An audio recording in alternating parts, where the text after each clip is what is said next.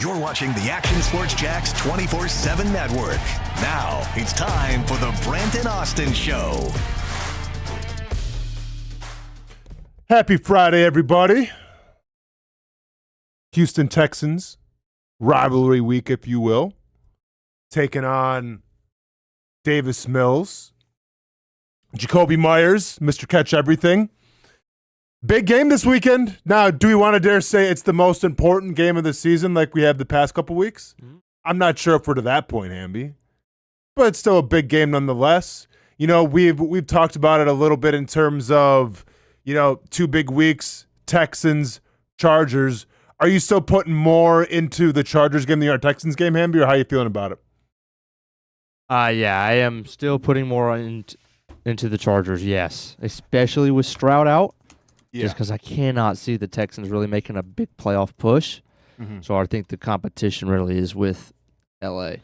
Do you still, because once again, you know me, I'm not always on social media, so I'm not really sure what Jaguars Twitter is talking about in terms of the Texans, but, like, do you still feel like that cold-blooded rivalry, or since, like, you beat them at home, is it kind of like it's still the Tennessee Titans? Like, I don't see how one game could really put to bed. It's weird because you don't feel it as much. Yeah, I mean, once again, I'm not always on there, so it's hard for me to tell. Like, do you feel it? I think it maybe has died down a little bit. Okay. Maybe that has to do with us being on the road as well. Sure. When they're coming to Jacksonville, maybe it feels like it ramps up a little bit more. Sure. Maybe also because the hit on Trevor was at home last year. Mm-hmm. So I don't think I feel it just quite as much. Yeah. But I would say it's still very much so there. Of course. And, like, listen, this is going to be, I think, a hard-fought battle. Like, despite of who's going to be slinging the pigskin for the Houston Texans, and despite what the running game looks like and everything, like, their defense is going to keep them in it. And that's why it's an intriguing matchup. Because, yeah, you did put up some points against the Raiders, able to run the ball against the Raiders, right? I mean, Travis Etienne had over, 20-something carries? Mm-hmm. I'm really curious to see what the Jaguars do against this Houston defense. Because one would think that they're not going to have as much success running the football like they did against the Raiders in Las Vegas. Sure. So if that's the case, then, I mean, I guess the question is this going to be the game that, you know, Trevor's going to have to, like, kind of put it on his back a little more? Because, listen, if I'm D'Amico Ryans right now, Hamby, and I beat you. Yeah, and I understand that I'm out my starting quarterback, and I guess, you know, Davis Mills is an okay backup, but, like, is he going to take you to that playoff push? Probably not. So if I'm Ryans, I'm looking at it like, okay, you know, we got to control time of possession. Mm-hmm. We got to run the football ourselves, but we got to take the Jaguars' way of what they're doing well. And right now, that's running the football. Mm-hmm. So I'm really curious to see, especially with now a new wide receiver, where things are probably going to be a little more vanilla. I'm really curious to see how this passing game is going to work. Yeah, I think it's if you're the Texans right now without Stroud, I think your game plan is, hey, let's win this game 13-10, 10-7. Mm-hmm. Like, make it ugly. Try to control the clock as much as you can. I mean, if I had to guess, there's going to be a stupid amount of 3-and-outs in this game. Like, watch, it'll be like 34-30. But, like, yeah, I think it'll be a lot closer to what we saw last night in a very, very bad football game than it is points galore.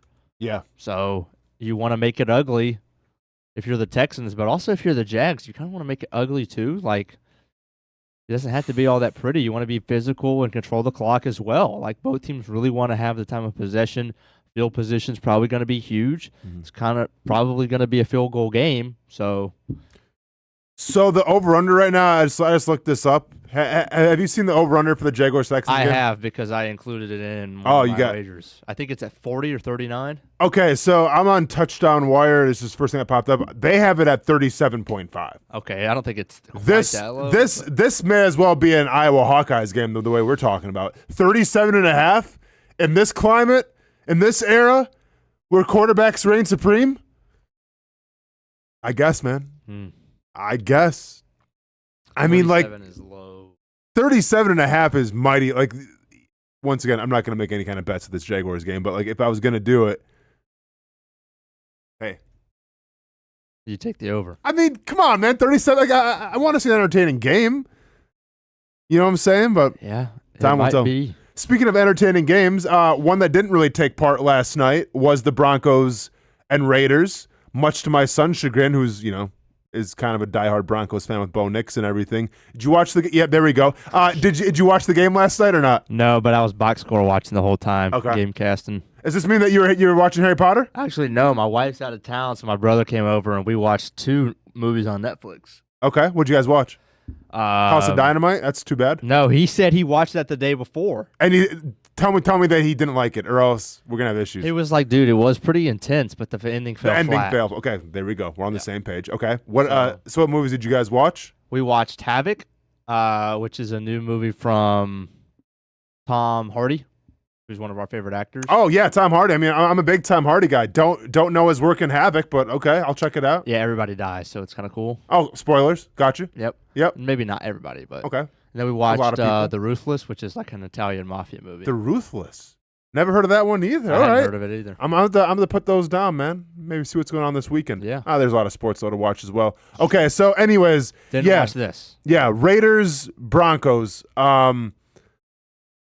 Listen, I said this yesterday. Like, I'm not sold on the Broncos yet, and I'm not sold on Bo Nix yet. And I think yesterday was an example of why I said those things. I think like when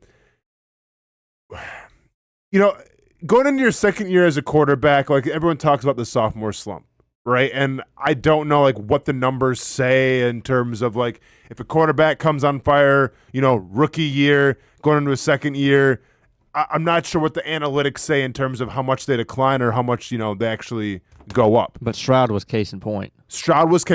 I think right now, and injuries play a part in this, but I think Jane Daniels is a point of this. Caleb Williams is in his third year or second year? This is 2. And this is 2. Okay, well. So Caleb Williams is doing well. You know how I like Drake May. Drake May is in he's been playing great. MVP consideration, which is baffling to me.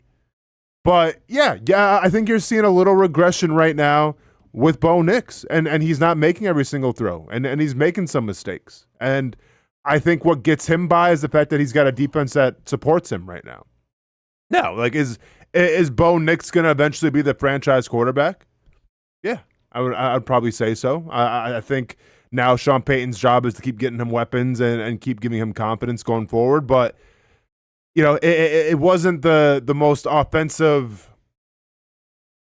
theatrical performance last night from either team. Geno Smith was running around with one leg, which was, I mean, how that bad dude, Kenny Pickett is. That's true as well.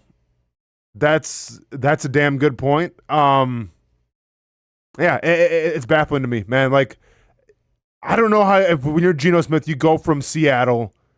And then you find yourself in Las Vegas, and like he's a completely different guy. And I get that he had better weapons, in Seattle, better offensive line probably, even though, they blocked pretty good against the Jaguars for the most part, until Josh Hines Allen made an appearance. But he doesn't look like the guy going forward. You know what's crazy, Hamby? Mm-hmm. Like, we can sit here and look at, the NFL top to bottom right now with these teams. I feel like there's going to be a lot of teams in need of a quarterback next year in the draft. And I'm not sure how many quarterbacks are actually available that are going to make the difference. But this is like what we talk about every single year. Listen, we can say the Saints right now, even though you just drafted one on Tyler Shuck, the Saints probably need a quarterback. Are we happy with what the Cleveland Browns got right now? Heck no. Browns probably need a quarterback. Raiders, even though you just paid Geno, looks like they may need a quarterback.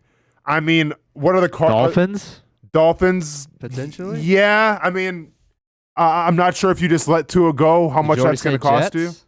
I didn't say the Jets yet. The Jets need a quarterback. I mean, I can go top to bottom here. The Jets need a quarterback. Who else we got? We got Steelers might need a quarterback. But yeah. I mean, how long is there? There's got to be a plan after. There's got to be a plan after. Browns, like I said, we'll see with the Browns. Colts are okay. I think the Colts are fine.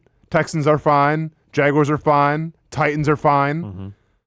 Broncos are fine. Chargers fine. Chiefs fine. Okay, so yeah, and the Raiders. So what? We got like that's just in the AFC. I don't think there's many in the NFC at all. That's a good point, Hammy. I mean, all I can think of is Tyler Shuck maybe getting replaced. Yeah. And maybe what are you doing in Arizona? I don't think you can move on quite yet. But you got Jacoby Brissett just saying taking the reps? Yeah. Yeah, okay. Yeah, every team's in the AFC. Every team is in the AFC. Literally right now, the NFC, you can make an argument and say maybe Tyler Shuck for the Saints. Yeah. Even though, like, how do you... That's a second You spend a second-round pick on Tyler Shuck.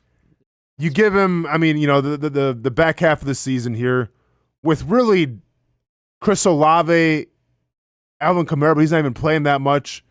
Juwan Johnson every once in a while. Like, it's not like they have the most explosive firepower either to work with. But, yeah, let's go ahead and say the Saints and, like, a sliver of chance of the Cardinals, but I don't see that happening either with Kyler Murray getting paid. So, yeah, it's wild how the AFC is wide open for the quarterback market, and the NFC just kind of has it on lockdown. Right. And no surprise, I think we're giving a lot more credit to how competitive the NFC is this year in terms of, like, who theoretically can go to the Super Bowl compared to the AFC. Well, would you agree with that, Hamby? Yeah, I would. All right. Cool. It's crazy, man. I think we're going to have Brent Martineau joining us here, too, a little later. I saw him in the hallway. Do we know where he went? Do you have a meeting or something? He did. He had a meeting? Yes. Or just Mr. Pico Willibard says Tyler Shucks.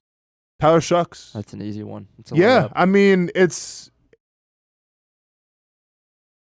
Hamby, what would you do? If you're the Saints, you got a brand new head coach. I assume Kellen Moore had a lot of say in Tyler Shuck. And yeah. I felt like they reached for him a little bit. So to me, this is Kellen Moore saying, this is like my style of quarterback. So they get him. And once again, we'll see what he can do towards the end of the year. But like if you're the general manager of the Saints, and let's say that Shuck is just average at best, average as the day is long, do you go towards the draft on that first round to get somebody, or do you roll with it another year?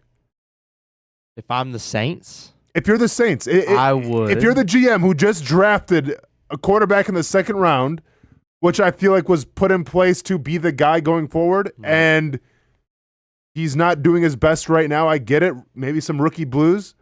Are you going to the first round next year to get your quarterback?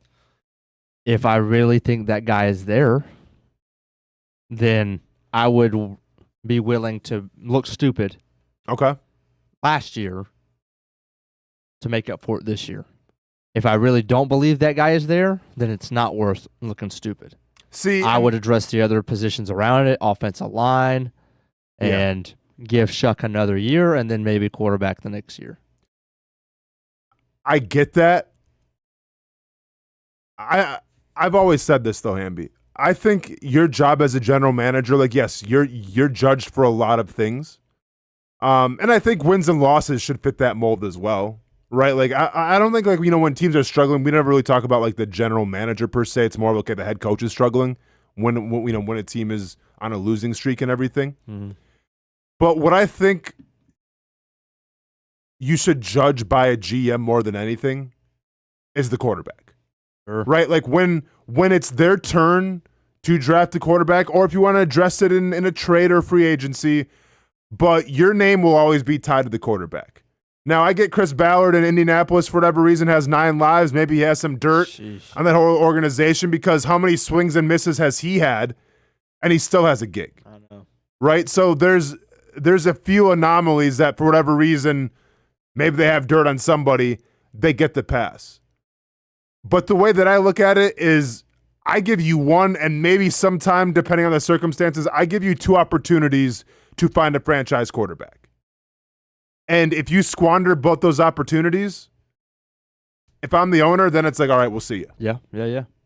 Because that's the name of the game. Like, you need, like, priority number 1 needs to be to find your franchise quarterback. Absolutely. And then everything else can fall into place. Look at Cleveland right now. Cleveland, you know, like, yeah, I get we call it the factory of sadness and everything like that. Their biggest problem, spoiler alert, is that they can't find a quarterback. And the quarterback that they had they let go, and now he's balling out in Tampa. Like, very rarely, and I get there's small examples. You have the Nick Foles situation in Philly, won a Super Bowl. One could argue, even like with Joe Flacco when he was in Baltimore, like, yeah, he was good, but come on, it was that defense as everybody else. Yeah. Right? So if that's the conversation that we're having, that's what you need to be judged on as a GM. Like, let the wins and the on-field things, that goes towards the head coach. When we're talking about what I'm going to grade you as an owner, I'm looking at the quarterback. Right. And sometimes GMs can luck into a situation where the quarterback's already there, and then more power to you. You have a little leeway. You have a longer of a leash. But if you're going to an organization that, once again, like Cleveland, a.k.a. the factory of sadness, you got to hit it right. Like, I don't care about Stefanski and the play calling and Myles Garrett. Who's your quarterback? What's the plan for the quarterback? And I feel like for Cleveland, that's been the story now for like a decade. 2 decades. Well, they had Baker, but they were dumb enough to let him go. Welcome, Brent. Thank you. I just caught the end of that. What were you talking about with Cleveland? We're just talking about, like, if you were going to judge a GM, what do you judge a GM based off of? Because we went down the NFC and the AFC in terms of teams that are going to need a quarterback next year. Yeah. And the AFC is absolutely loaded with quarterbacks that are going to be needed. And the NFC, we made an argument, maybe 1 or 2. Yeah, that's it. Well, there aren't, and there just aren't. I think next year is a bad class for it. But this is, but it's the NFL. But you got to try. You got to keep swinging. Yeah, I get it. So we were asking, like, what do you, like, obviously, performance wins and losses is all a thing on with a GM. But, like, what do you judge a GM more, like, the most of?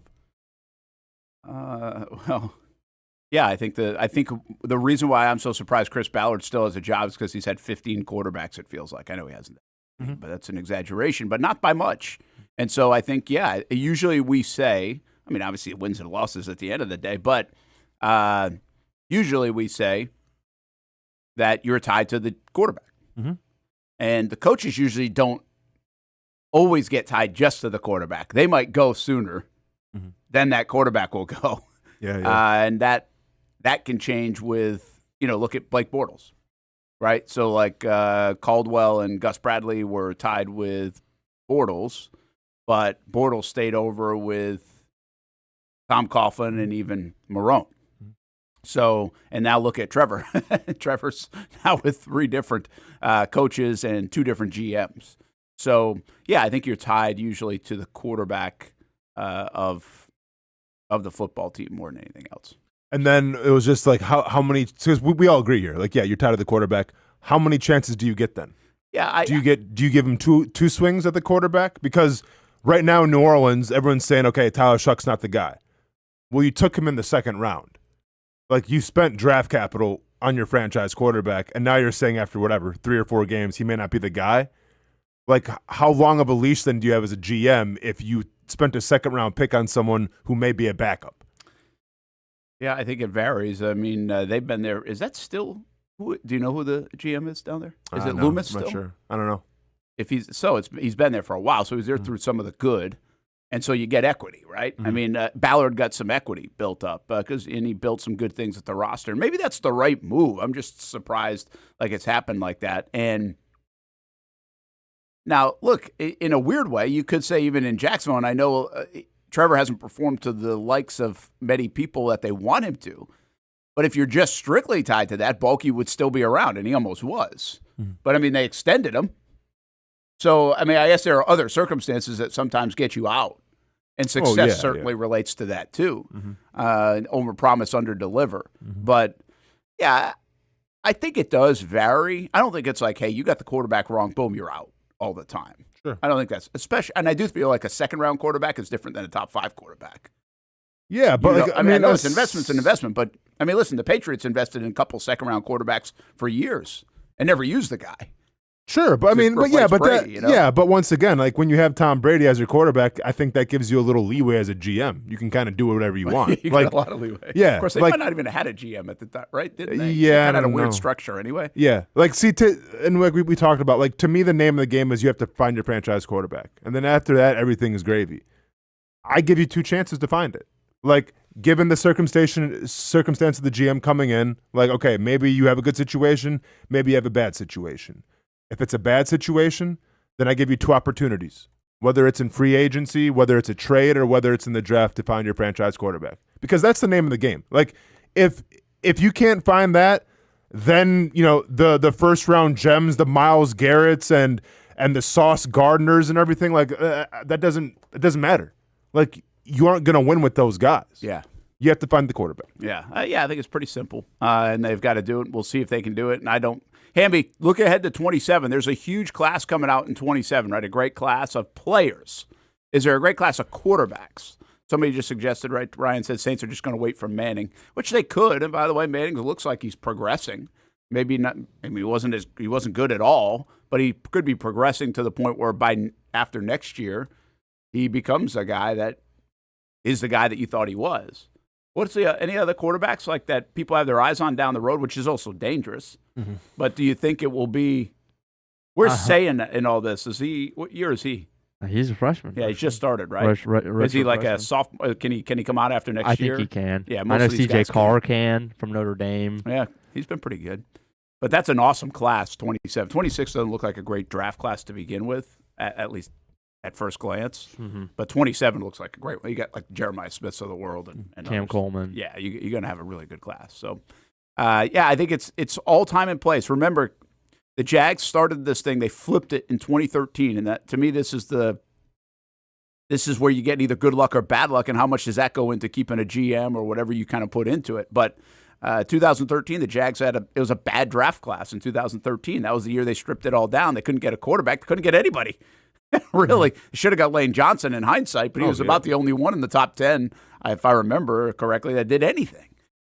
Fisher was okay, actually, but he was already off the board for Kansas City. And then 2014, like, okay, well, we're 2 years into this thing. We got to take a quarterback. Mm-hmm. And so they end up obviously taking Blake, but I think it was the next year. It was the next year that it was Mariota and Winston. And by the way, that turns out it wasn't unbelievable either. But at least at the front end of the draft, you had quarterbacks that people were talking about. The Jags picked top 2 or 3 in 2013 and 14, and they were not quarterbacks. Yeah. I mean, they overdrafted Blake, and they knew it at the time, basically, just to get a quarterback in. So that's where I think even the Jets are very interesting. They got all this capital. But are you going to get a guy right now? Well, you kind of have to, and you got to hope you do it right. And you can still find the diamonds, but I don't know if there's a surefire guy, which there isn't a surefire guy any year, as we know, but it doesn't seem like it trends that way. Hey, let's take a break. Brent and Austen Show, Action Sports Jax 24/7 Network, and we've got bad NFL football. I like it. It's one of those deals, too. Like, yeah, it was a bad game. The Broncos, who are, what are they, 8-2 now? Yep. 8-2. And they beat the Raiders 10-7 at home. Mm-hmm. And it's like, I have so many people on Sunday, Monday, want to be, the Jags snuck by a bad team. It's like, it doesn't matter. Mm-hmm. It doesn't matter in the NFL how you do it. Yeah. Because every week, I mean, look, the Raiders outplayed the Broncos. I think. Or most of that game. Just like in terms of like physicality or? Well, I just think they got like kicks blocked and all this other stuff. I mean, yeah. If they were, I thought they outplayed them. I thought they were more physical than them most of the game. I mean, obviously the Denver defense is very good. I mean, Denver defense got home a couple times last night on Geno. Yeah, they did. But I mean, that was a 7-0 game. They're going in again. They get a big holding call, and that might be the difference in the game, and early on. So around college football we go, since there was no Stadium Pulse. Short timer, part timer. Hamby. Jax Icemen, home debut. You see your jersey? I did, man. Looks great. Fits great. Can't wait. How about that? Mm-hmm. And weekend spreads and wagers. Austen hits the dartboard. Don't break anything. Too late. Something's already broken. Hi, I'm Greg Mackey from Cycles of Jacksonville. Whether you're looking for a side-by-side, ATV, motorcycle, or scooter, we have what you need. Get a Moto Guzzi Stone Corsa for just $235 a month, or a Triumph Trident for as low as $207 a month, or the popular Honda Rebel 1100 DCT starting at a low $204 a month. Stop by and choose your adventure from all of our great brands. only at Cycles of Jacksonville on Atlantic Boulevard. Family owned and operated since 1983. Hello, I'm Kenny Lay of Kenny Lay & Associates. Since 2003, our firm has fought exclusively for the rights of men in family law. Divorce, modification of child support, alimony, custody, and more, all for men. A father is vitally important to a child's life, and being a man is not a reason to pay more in child support or alimony. I'm a single father. I get it. If you have a divorce or other family law issue, contact Kenny Lay & Associates at divorcemenonly.com. We've been telling you about the Action Sports Jax 24/7 network for over a year now. How to find it, what to see. Simply put, it's TV online. Local sports content all day, every day. Just like this.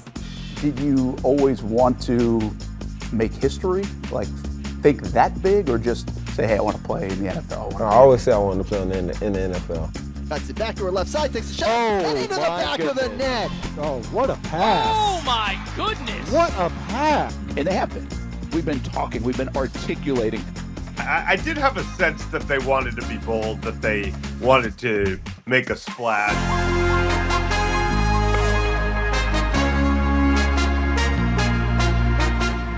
Content you won't find on TV. Find it on actionsportsjax.com and just sit back and watch local sports all day on the Action Sports Jax 24/7 network. How do we make Mason's famous lobster rolls? It's simple. We get up before dawn, head into the open waters of Maine, haul in our traps by hand, and send only the best straight to our restaurants, where we add warm butter or chilled mayo with a squeeze of lemon and pile it on a toasted split-top roll, just like it's been done for nearly a century. That's the recipe for Mason's famous lobster rolls. What's been going on? We're both dealing with a lot of guilt right now. Can't sleep, can't eat. eating. See that brand new Hyundai Santa Fe? We only paid $4 for it. Looks like we're out of time. Breathing exercises. Inhale, exhale. Enjoy the new car. Okay, thanks. Deal so right, it almost feels wrong. The Hyundai Getaway Sales Event. Get a Hyundai Santa Fe with 0% APR for 60 months, plus 0 payments for 90 days, or get $3,500 bonus cash. Hurry in. What a throw! Touchdown, Jaguars! We're coming for you. They're going to get him on the ground, and that's going to end the ball game. We show no mercy. Lawrence looking deep in the end zone. Touchdown! Duval! ETN is going to take it all the way! Right here on CBS 47. CBS 47. Right here. Your official station of the Jacksonville Jaguars. And the Jaguars strike first. Go Jags.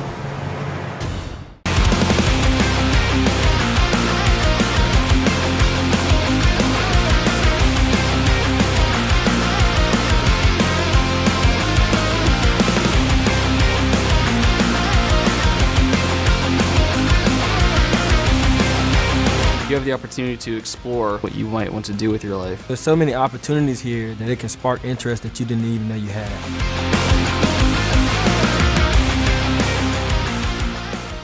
Baker's Sports. It's a hometown business filled with hometown people trying to make you feel right at home. Chris Conley, Jacksonville University. Walker Wright, class of 2018, West Nassau High School. Michael Young, Fletcher High School. Baker's Sports started in a grassroots way and now outfits much of the Southeast. Samuel Coffrin, Paxton School for Advanced Studies. High school sports, travel sports, youth sports of all kinds. They are a one-stop shop carrying Nike, Adidas, Under Armour brands, and more. Vincent Caldes, Oak Leaf High School. Tony Mazzio, Stanwood High School, class of 2002. Whether it's sports teams on the field or it's your team in the workplace, like our Action Sports Jax team, and community events like the Dream 18 Golf Tournament, and many others. Cole Tilley, Hilliard High School. Reagan Webb, Eagles View Academy. Look good, feel good, play good with Baker Sports. Custom sports apparel since 1997. Shop with the hometown team at bakersport.com. Welcome back to the Brent and Austen Show, streaming on the Action Sports Jax 24/7 network.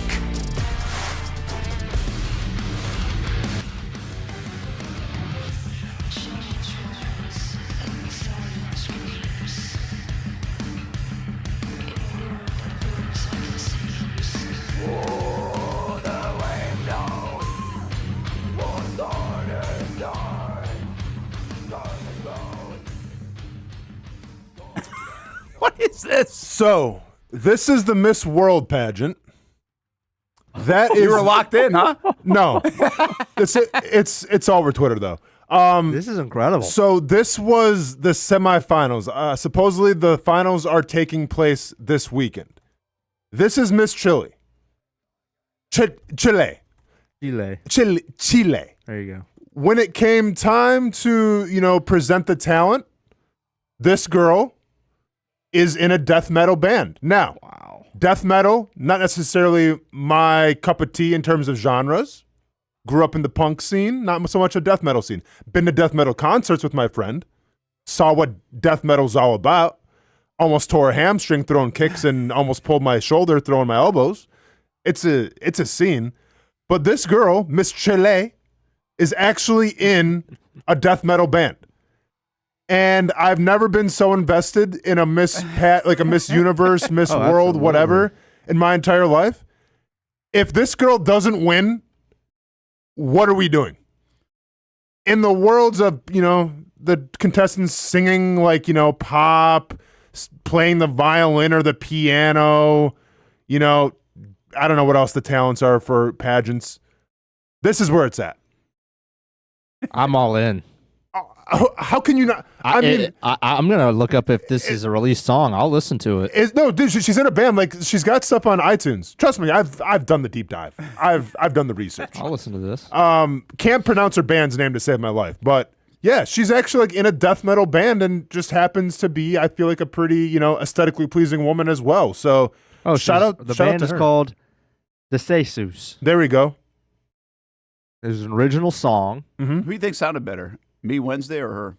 Her, bro. Her. Sorry, Brent. Oh, sorry, man. Close. Sorry, man. Now, once again, maybe it was just your gray hair or whatever that we're focusing on, but her name is Ignacia Fernandez. There it is. Wow, very good. He is a Spanish minor. Of all the talents, death metal? That's an unbelievable one. That was stunning. It's crazy. That first. Now I don't know how they introduced it, but that first time she sang that, crowd doesn't know what to do.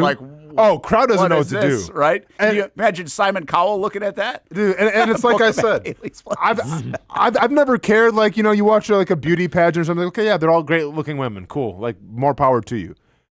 I've never been so invested in wanting someone to win so bad in my entire life. I don't know if there's a text whatever to vote for. I'll text it. I'll ramp up my cell phone charges if I have to. She's winning. That's all I'm gonna say. Yeah, I'll vote. She's winning.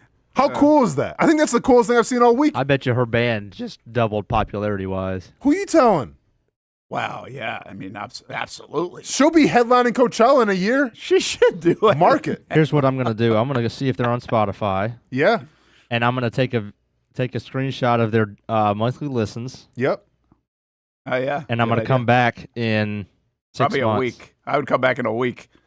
Yeah. Because was this over? Or is this a long-running thing? No, that was the semifinals. I guess the finals are this weekend. That's the way they do it now, huh? They kind of. I have no idea. 8,000 monthly listeners as of right now. Go ahead and boost those numbers up by at least 8,000%. Absolutely. That's pretty wild. Yeah. So shout out to her.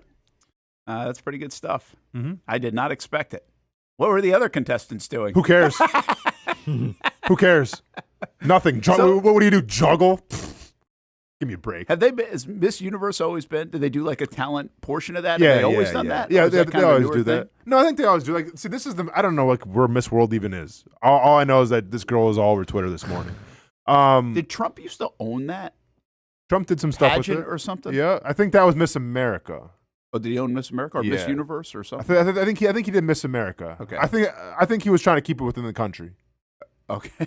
Miss America. I don't think he was going global. Yeah, no, I don't know. Yeah. I'm not sure. I can't remember. America I just first. thought he was involved with it at some point. Say what happened? America first. America first, man. That and the USFL. I don't know. I don't even know if USA, Oh, wow. if Miss USA's in this one. I'm not sure. And usually I'd go, USA, show my patriotism. But unless you're singing, unless Miss USA is rapping, I gotta go with Miss, Chile or whatever. Hamby. Yeah, Chile. I like it. There you go. That's good stuff. That is out of left field today. Friday full of everything. Yeah, man. I like it. The Brent and Austen show here on the Friday. In fact, we'll have some weekend wagers and picks coming up a little bit later. I'm trying to think now that you got me onto this. That used to be a big deal, like watching the pageant. Yeah. Like at least I don't know if it's because I had sisters. Okay. Or yeah, no, it was like it was on it's network on, TV. You know, this is when network TV time. Yeah. And you get what you get, right? Yeah. I mean, you get three networks, and you're watching whatever you get. Again, I didn't have cable as a kid, so that's even then you're still watching it. Yep. And I felt like it was a big deal. Now I just don't feel like it's a big deal, but maybe it is a big deal. I'm just saying I don't feel like it's a big deal. Yeah. And they probably changed it to your point of the semifinals. I bet they've changed this to be more American Idol, America's Got Talent, kind of like this whole, reveal. Type, instead of a one night 3 hour thing where everybody's like, no, this is. The winner is. I guess this is like a weak competition. I mean, this is for the heavy hitters here, Brent. Yeah. But I mean, I know we rarely do this. Can we play it one more time though? Like, can we just we got a good taste of it now? Can we just kind of marinate in a little bit? Thank you.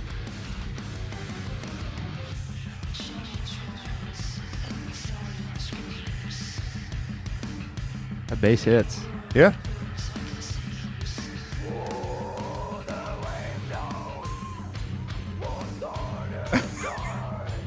I mean, people are so confused right now.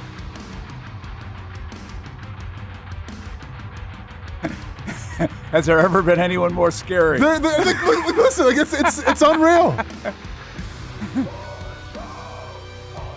Half time. Hey, Bad Bunny, if you need like an opener, I'm just saying for the yeah.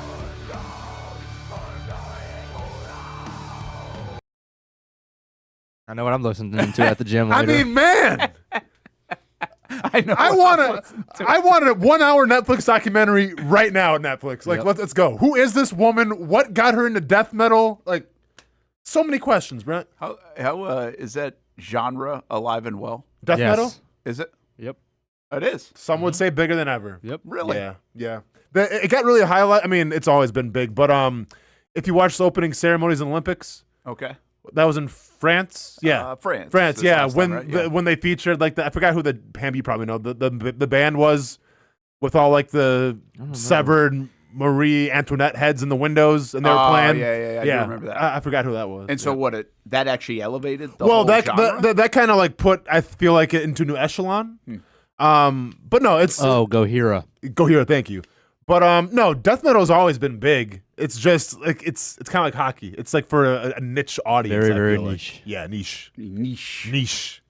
But I always felt underground. It is. Well, Hamby, have you been to a death metal show? I've never been to a show.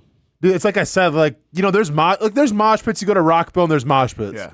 Everybody just throws stupid hands. And then you go to a death metal show and it's like going to a UFC fight. Yeah, I would have zero interest. And the best part is it's like it's not people that you would expect to be there. Really? It's like people like, you would see like maybe like working at GameStop and all of a sudden nerds, like you ever seen the movie Falling Down with Michael Douglas? He hasn't seen it.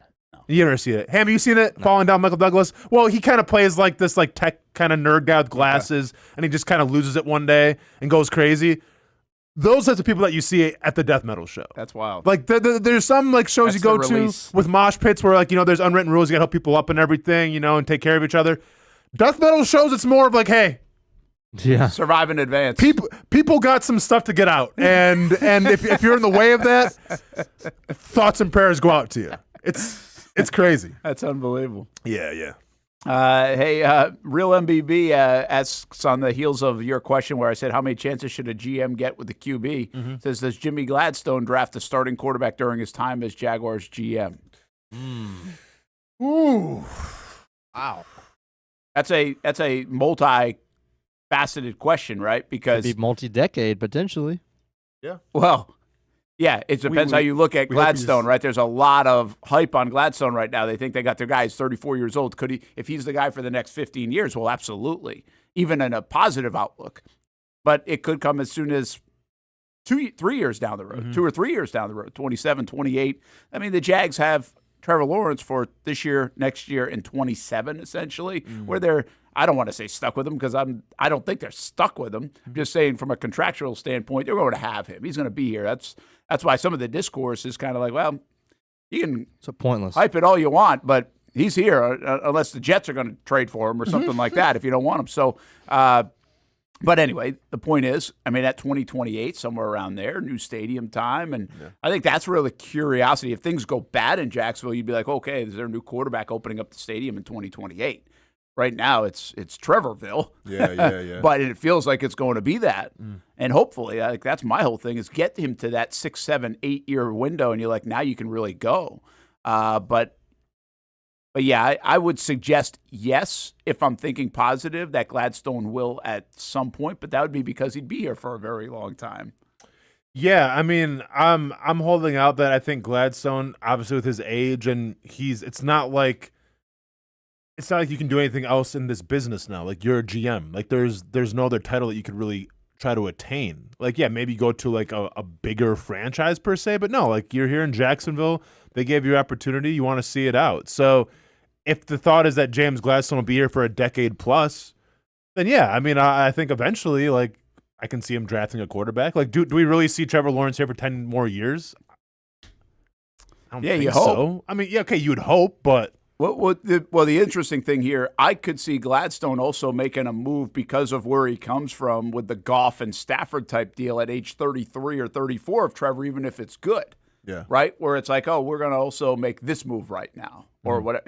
Because he's got the history with the Rams, and he's also an aggressive guy already. Yeah. So I think you could see a lot of scenarios, but the question was draft. Yep. So then in that case, they wouldn't draft.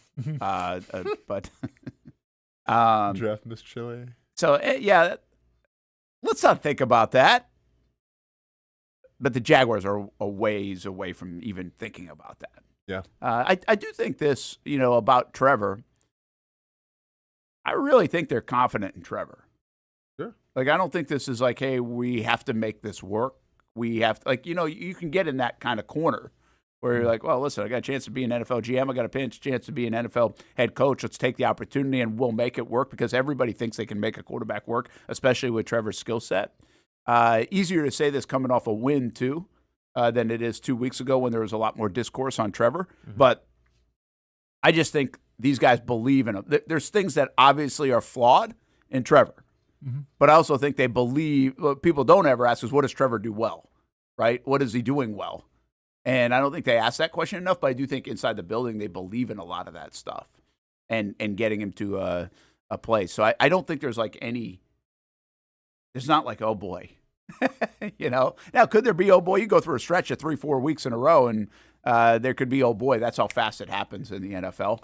But I don't think there's any of that. Like the discourse outside the building 2 weeks ago was not, I don't believe, anywhere even on the radar of the way people were thinking inside the building, is my point. Yeah.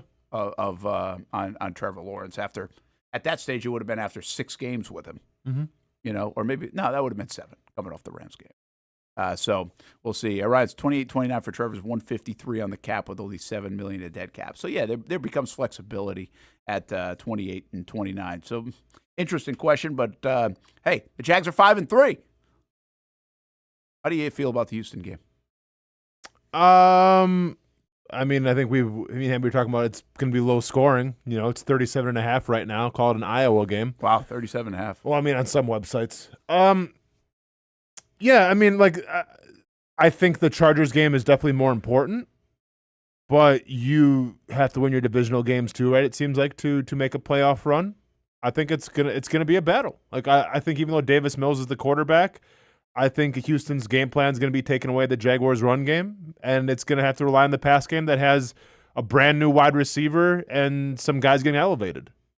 So, Hamby, how do you feel about it? Very nervous. Think it'll be a one-possession game at the end, and I think the Jags defense will have to force a turnover that either puts the Jags in really good field position or scores to potentially win the game. I'm going to go back to my scenario again. Do you like the Jags beating the Chargers next week or Houston this week more? You have more confidence in which one? I have more confidence in the Jaguars beating the Texans this week than I do the Chargers next week. Interesting. Even without Joe Alt. How about you, Hamby? They've done it with Joe Alt a lot of the year. Yeah, I mean, but they've been shaky, that offensive line, How about you? I think I'll take the Chargers. I feel like just because the Jags' history against the Chargers, recent history against the Chargers is better. Yeah. So, and it's home. It's obviously a home game. Yeah, playing a bunch of road games in a row. I just feel like the Chargers have Antonio Gates reincarnated, and I don't like that because Jaguars can't stop tight ends. That's a great point. I don't like the fact that Ladd McConkey's starting to heat up a little bit. Jaguars have problems in the slot. I don't like the fact that they have a deep threat in Johnston, who Jaguars have shown sometimes to be a little leaky there. I don't like the fact that Travis Hunter won't be playing. There's a lot of things that I don't like about that Chargers game more than Texans game. Yeah, we'll see. We'll see it. Liam Cohen just talked, and I don't know exactly what he said. He doesn't usually give too much on the injury front, but we'll see what he said. And I think the one thing about 2 weeks from now is, let's just say Brian Thomas Jr. is not healthy to go Sunday. You'd think he might be healthy by next week, right? So then that starts to change that dynamic. Brenton Strange also comes back against the Chargers, which we think is a really important piece. I don't know if we're overvaluing the piece, but we think that it's an important piece. So, to me, this is a kind of a history play. The Jags just haven't done well against Houston. I mean, listen, that is a team that they can't beat. Well, even when they're better than them, they don't beat them. They've swept them once in the last however many years. That was 2017, which was just a great year, and that was a down year for Houston. They've beaten them a couple other times and actually made them look bad. Just even a couple years ago, they won 31-3 at the end of the season. So they got the ability to do it, but everything you guys are saying is right. I mean, right now you match up the way the Jags defense is playing versus the way their defense is playing. That's a scary game because I don't care who's quarterbacking. You almost give the Houston offense a chance to score more points than the Jags offense. But the sunshine and rainbows part of me thinks they might have found something the other day against the Raiders. They might have found a little bit how to play clean football, how to really utilize ETN in the passing game and the running game. And I do think they feel good about themselves, much better than Houston feels about themselves right now. And they're winning close games. This is going to be a close game. Yeah. The one thing about the Jags, they are winning close games. Remember, they were 3-10 last year in close games, one-score games, most losses in 50-something years, 10 losses. This year they are, I guess, technically 4-2 because the 8-point loss to Seattle counts as a one-score game now, but 4-2 overall. 4-1 if you don't count the 8-pointer. I kind of feel like that's a 2-score game. Just ask the Raiders if they think it's a 2-score game. The 2-point conversion's another score to get. But my point is, they've already won more close games this year than they did last year. And actually, a lot of their wins are coming of the close variety. Let me ask you this, because I can't even remember this entire season so far. Have the Jaguars won a game where their running game wasn't successful this year? That's a good question. Because this is what I'm trying to get at. The Texans are going to try to shut the Jaguars' run game down. Absolutely. Now, you can implement ETN in the pass game a little bit, or you can bring in Tootin as well, screen games, all this stuff. But my biggest question is, and this is what I kind of opened the show with, if the Jaguars' run game gets shut down, which Houston has the capabilities to do on defense, then what does it look like? Because I think when they've been having a good pace on offense, finding a flow, I feel like they've been able to run the football. I don't know if they've won a game this year where the run game was taken away, where they couldn't, play complimentary football. Well, maybe I'm wrong. Houston was the closest one to that. Houston, they did not run the ball well in the first half. Yeah. And then they actually ran the ball for 75 yards in the second half. I remember that number. It's 75 yards. They found something. Now, what will be the adjustment by Houston this time around? Plus, there are a lot of different players playing right now for Houston and for the Jacksonville Jaguars than that football game. I mean, health has really changed since September 21st. But to answer your question, the run game for the Jags has looked like this. In the Carolina win, they ran for 200. In the Bengals loss, they ran for 139. In the Houston game, they ran for 86. 75 of those in the second half. In the San Fran game, they ran for 150. In the Kansas City game, they ran for 109. And then the Las Vegas game, they ran for 151. So, yes, Houston is the only one that they've run for under 100 yards in and won the football game. The two losses to Seattle and the Rams ran for 59 and 94. Okay. Now I will suggest this, okay? Kansas City game, they did not really have the running game going. Of those 109 yards, I believe it was like 53 of them were from Trevor, 54 that counts. yards. Yeah. So if you're okay with counting that, yeah, I'll count that all day. Well, then he's going to probably have to continue to do that, right? Use his legs. And listen, right now, of all the stats aren't great for Trevor Lawrence. The one stat that's really good for Trevor Lawrence is he's already tied his fourth quarter comeback mark for his career in a season. And we're 8 games in.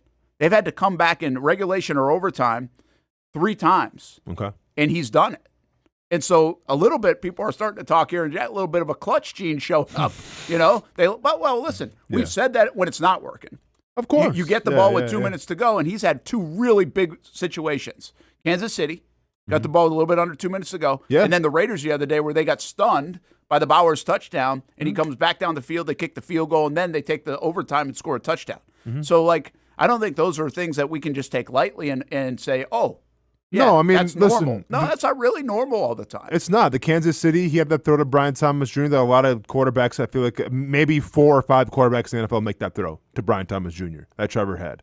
I think in the Raiders game, I mean, what was the throw that he had? He didn't really have a throw. It was more just they ran it. He ran it. Well, I'm sorry. There was a throw. There was Tim Jones. Tim Jones had a nice run. He just ran the offense. I wouldn't say it was like a wow throw. Yeah. But the Houston game is another one where then he throws, obviously, checks out of the play, hits Brian Thomas Jr. to help set up that touchdown. But again, so those was that a game winner? That was because that was late in the game. That's right, because it was 10-10. Campbell knocked the ball out and then they went to Yeah. Gotcha. Okay. So again, that's pretty significant.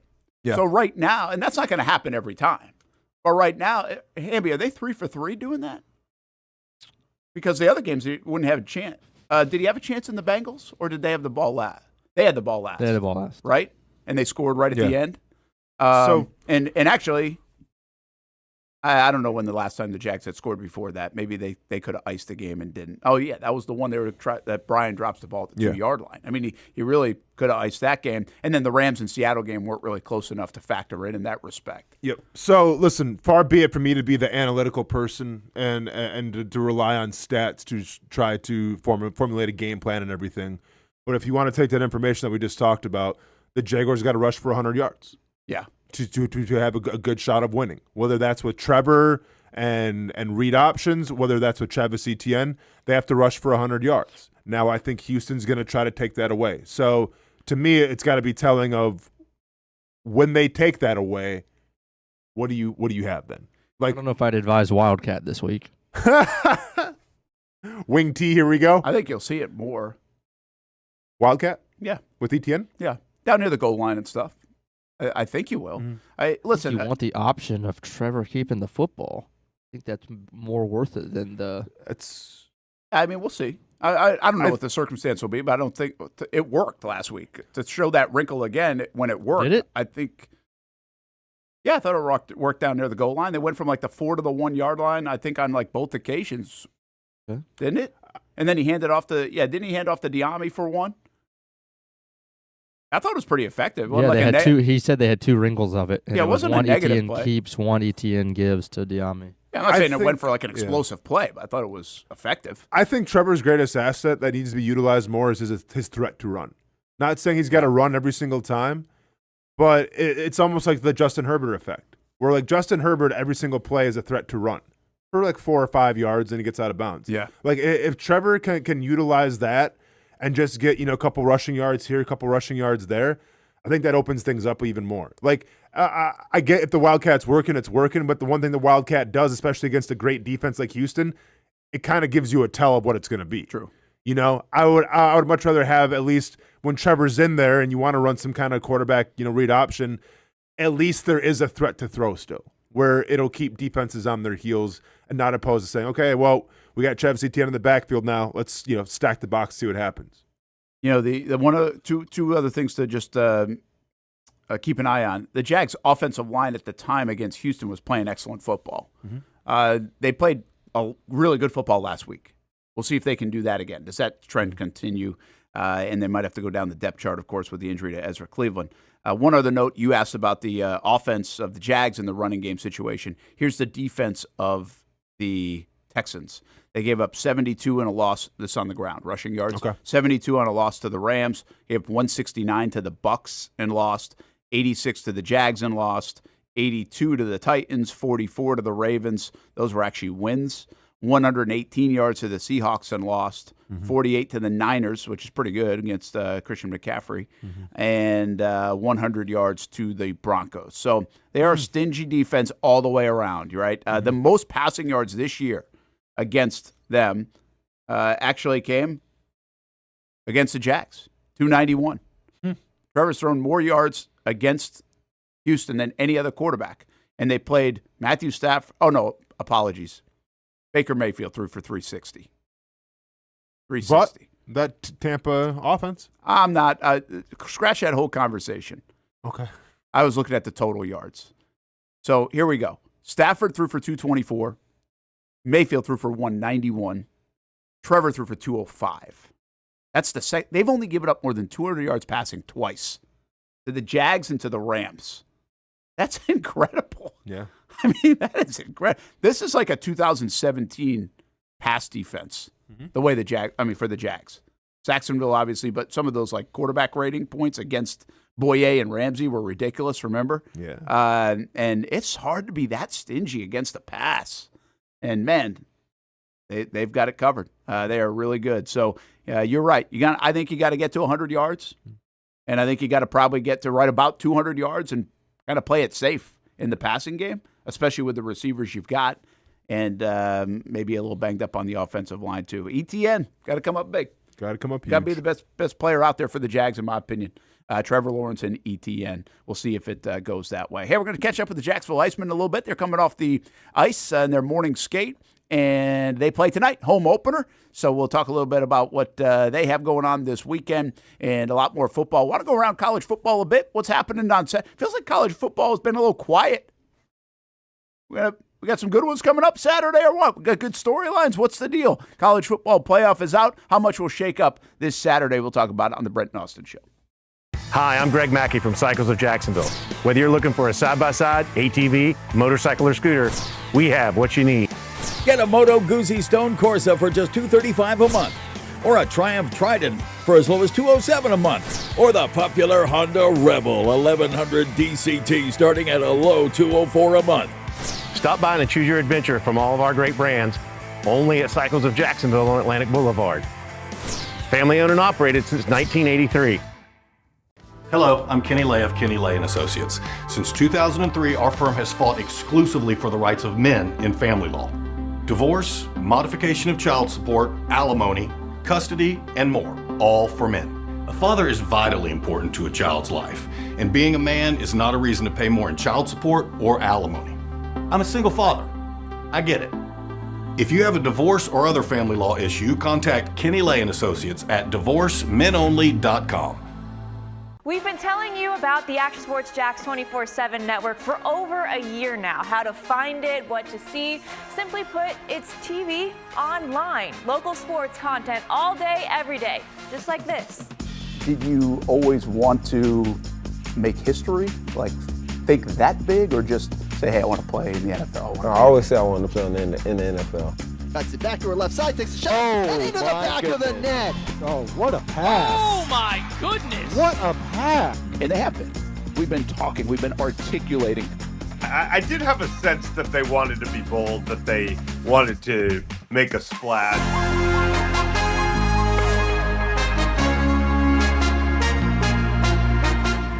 Content you won't find on TV. Find it on actionsportsjax.com and just sit back and watch local sports all day on the Action Sports Jax 24/7 network.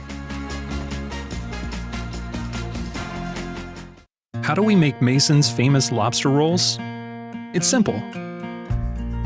We get up before dawn, head into the open waters of Maine, haul in our traps by hand, and send only the best straight to our restaurants, where we add warm butter or chilled mayo with a squeeze of lemon. and pile it on a toasted split-top roll, just like it's been done for nearly a century. That's the recipe for Mason's famous lobster rolls. What's been going on? We're both dealing with a lot of guilt right now. Can't sleep, can't eat. eating. See that brand new Hyundai Santa Fe? We only paid $4 for it. Looks like we're out of time. Breathing exercises. Inhale, exhale. Enjoy the new car. Okay, thanks. Deal so right, it almost feels wrong. The Hyundai Getaway Sales Event. Get a Hyundai Santa Fe with 0% APR for 60 months, plus 0 payments for 90 days, or get $3,500 bonus cash. Hurry in. What a throw! Touchdown, Jaguars! We're coming for you. They're going to get him on the ground, and that's going to end the ball game. We show no mercy. Lawrence looking deep in the end zone. Touchdown! Duval! ETN is going to take it all the way! Right here on CBS 47. CBS 47. Right here. Your official station of the Jacksonville Jaguars. And the Jaguars strike first. Go Jags.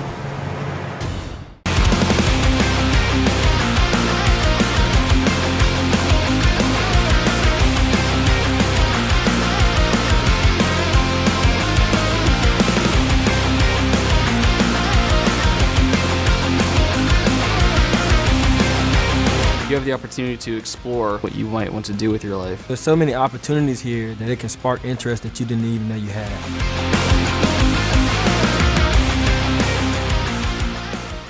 Baker's Sports. It's a hometown business filled with hometown people trying to make you feel right at home. Chris Conley, Jacksonville University. Walker Wright, class of 2018, West Nassau High School. Michael Young, Fletcher High School. Baker's Sports started in a grassroots way and now outfits much of the Southeast. Samuel Coffrin, Paxton School for Advanced Studies. High school sports, travel sports, youth sports of all kinds. They are a one-stop shop carrying Nike, Adidas, Under Armour brands, and more. Vincent Caldes, Oak Leaf High School. Tony Mazzio, Sandwood High School, class of 2002. Whether it's sports teams on the field or it's your team in the workplace, like our Action Sports Jacks team, and community events like the Dream 18 Golf Tournament, and many others. Cole Tilley, Hilliard High School. Reagan Webb, Eagles View Academy. Look good, feel good, play good with Baker Sports. Custom sports apparel since 1997. Shop with the hometown team at bakersport.com.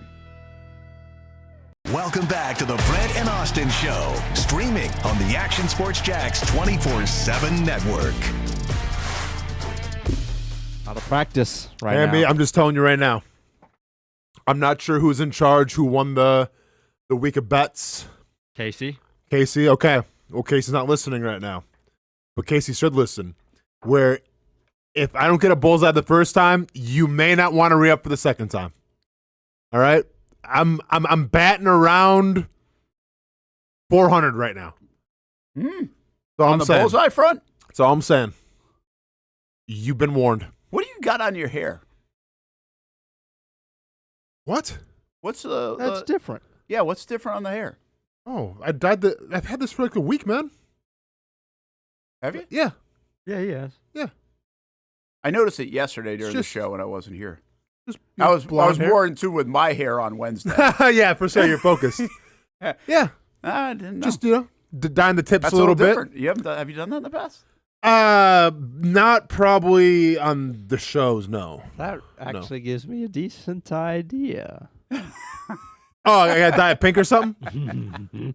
No, I mean, hey, that's cool. But as long as, if that's going to be the idea for the thing, I'll dye it a crazy color. But I'm not going to ruin my hair in the process. This is a special kind of thing I had to do so it doesn't mess up my dreads. But we'll probably give you a pass on that. Since we're talking about hair, I have not put product in my hair in the last 2 days because there's so much hairspray in my hair still, even though I've showered 15 times and washed it. There's so much hairspray because that was like a hairspray thing. Yeah. That's how they do it, I guess. Yep. Or that's what we did. Mm-hmm. I don't even have to I'll usually maybe put a little something in, so it's not flying all around. Nah, don't worry about it. Doesn't look like you need it. Have we got the feedback from Dan Hicken? Was he a fan? Yeah, he what did he text me? You know it probably. No, he didn't text that. Okay. I think he enjoyed it. Well, I know he enjoyed it. He said, just heard song. Awesome. Yeah. Loved it. Yeah. And I said it was the hardest thing I've ever done.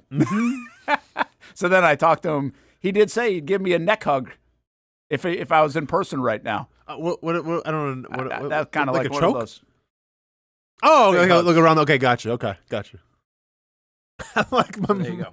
And by the way, unlike you guys, he didn't interpret the line about Brooksy as a bad line. Oh, okay. I didn't interpret that either. Yeah. Yeah, I think that was more Casey. No way. Stunner. Yeah. I thought it was too, to be fair. I didn't put two. I forgot his son's name was I can see actually why Brooks. you could somehow think that way. But, like, especially when we wrote it, it was totally like, why would you'd rather go watch your kid? You know, we're trying to get he watched his kid play all the time. Yeah. Into it, make it a little more personal. And, yeah. But I could see why it kind of would come off that way. But a little shame on you, Hamby. You shouldn't be thinking like Casey. Oh, man. No doubt. Rip says, would like to know the statistics for scramble runs and designed runs on Trevor Lawrence.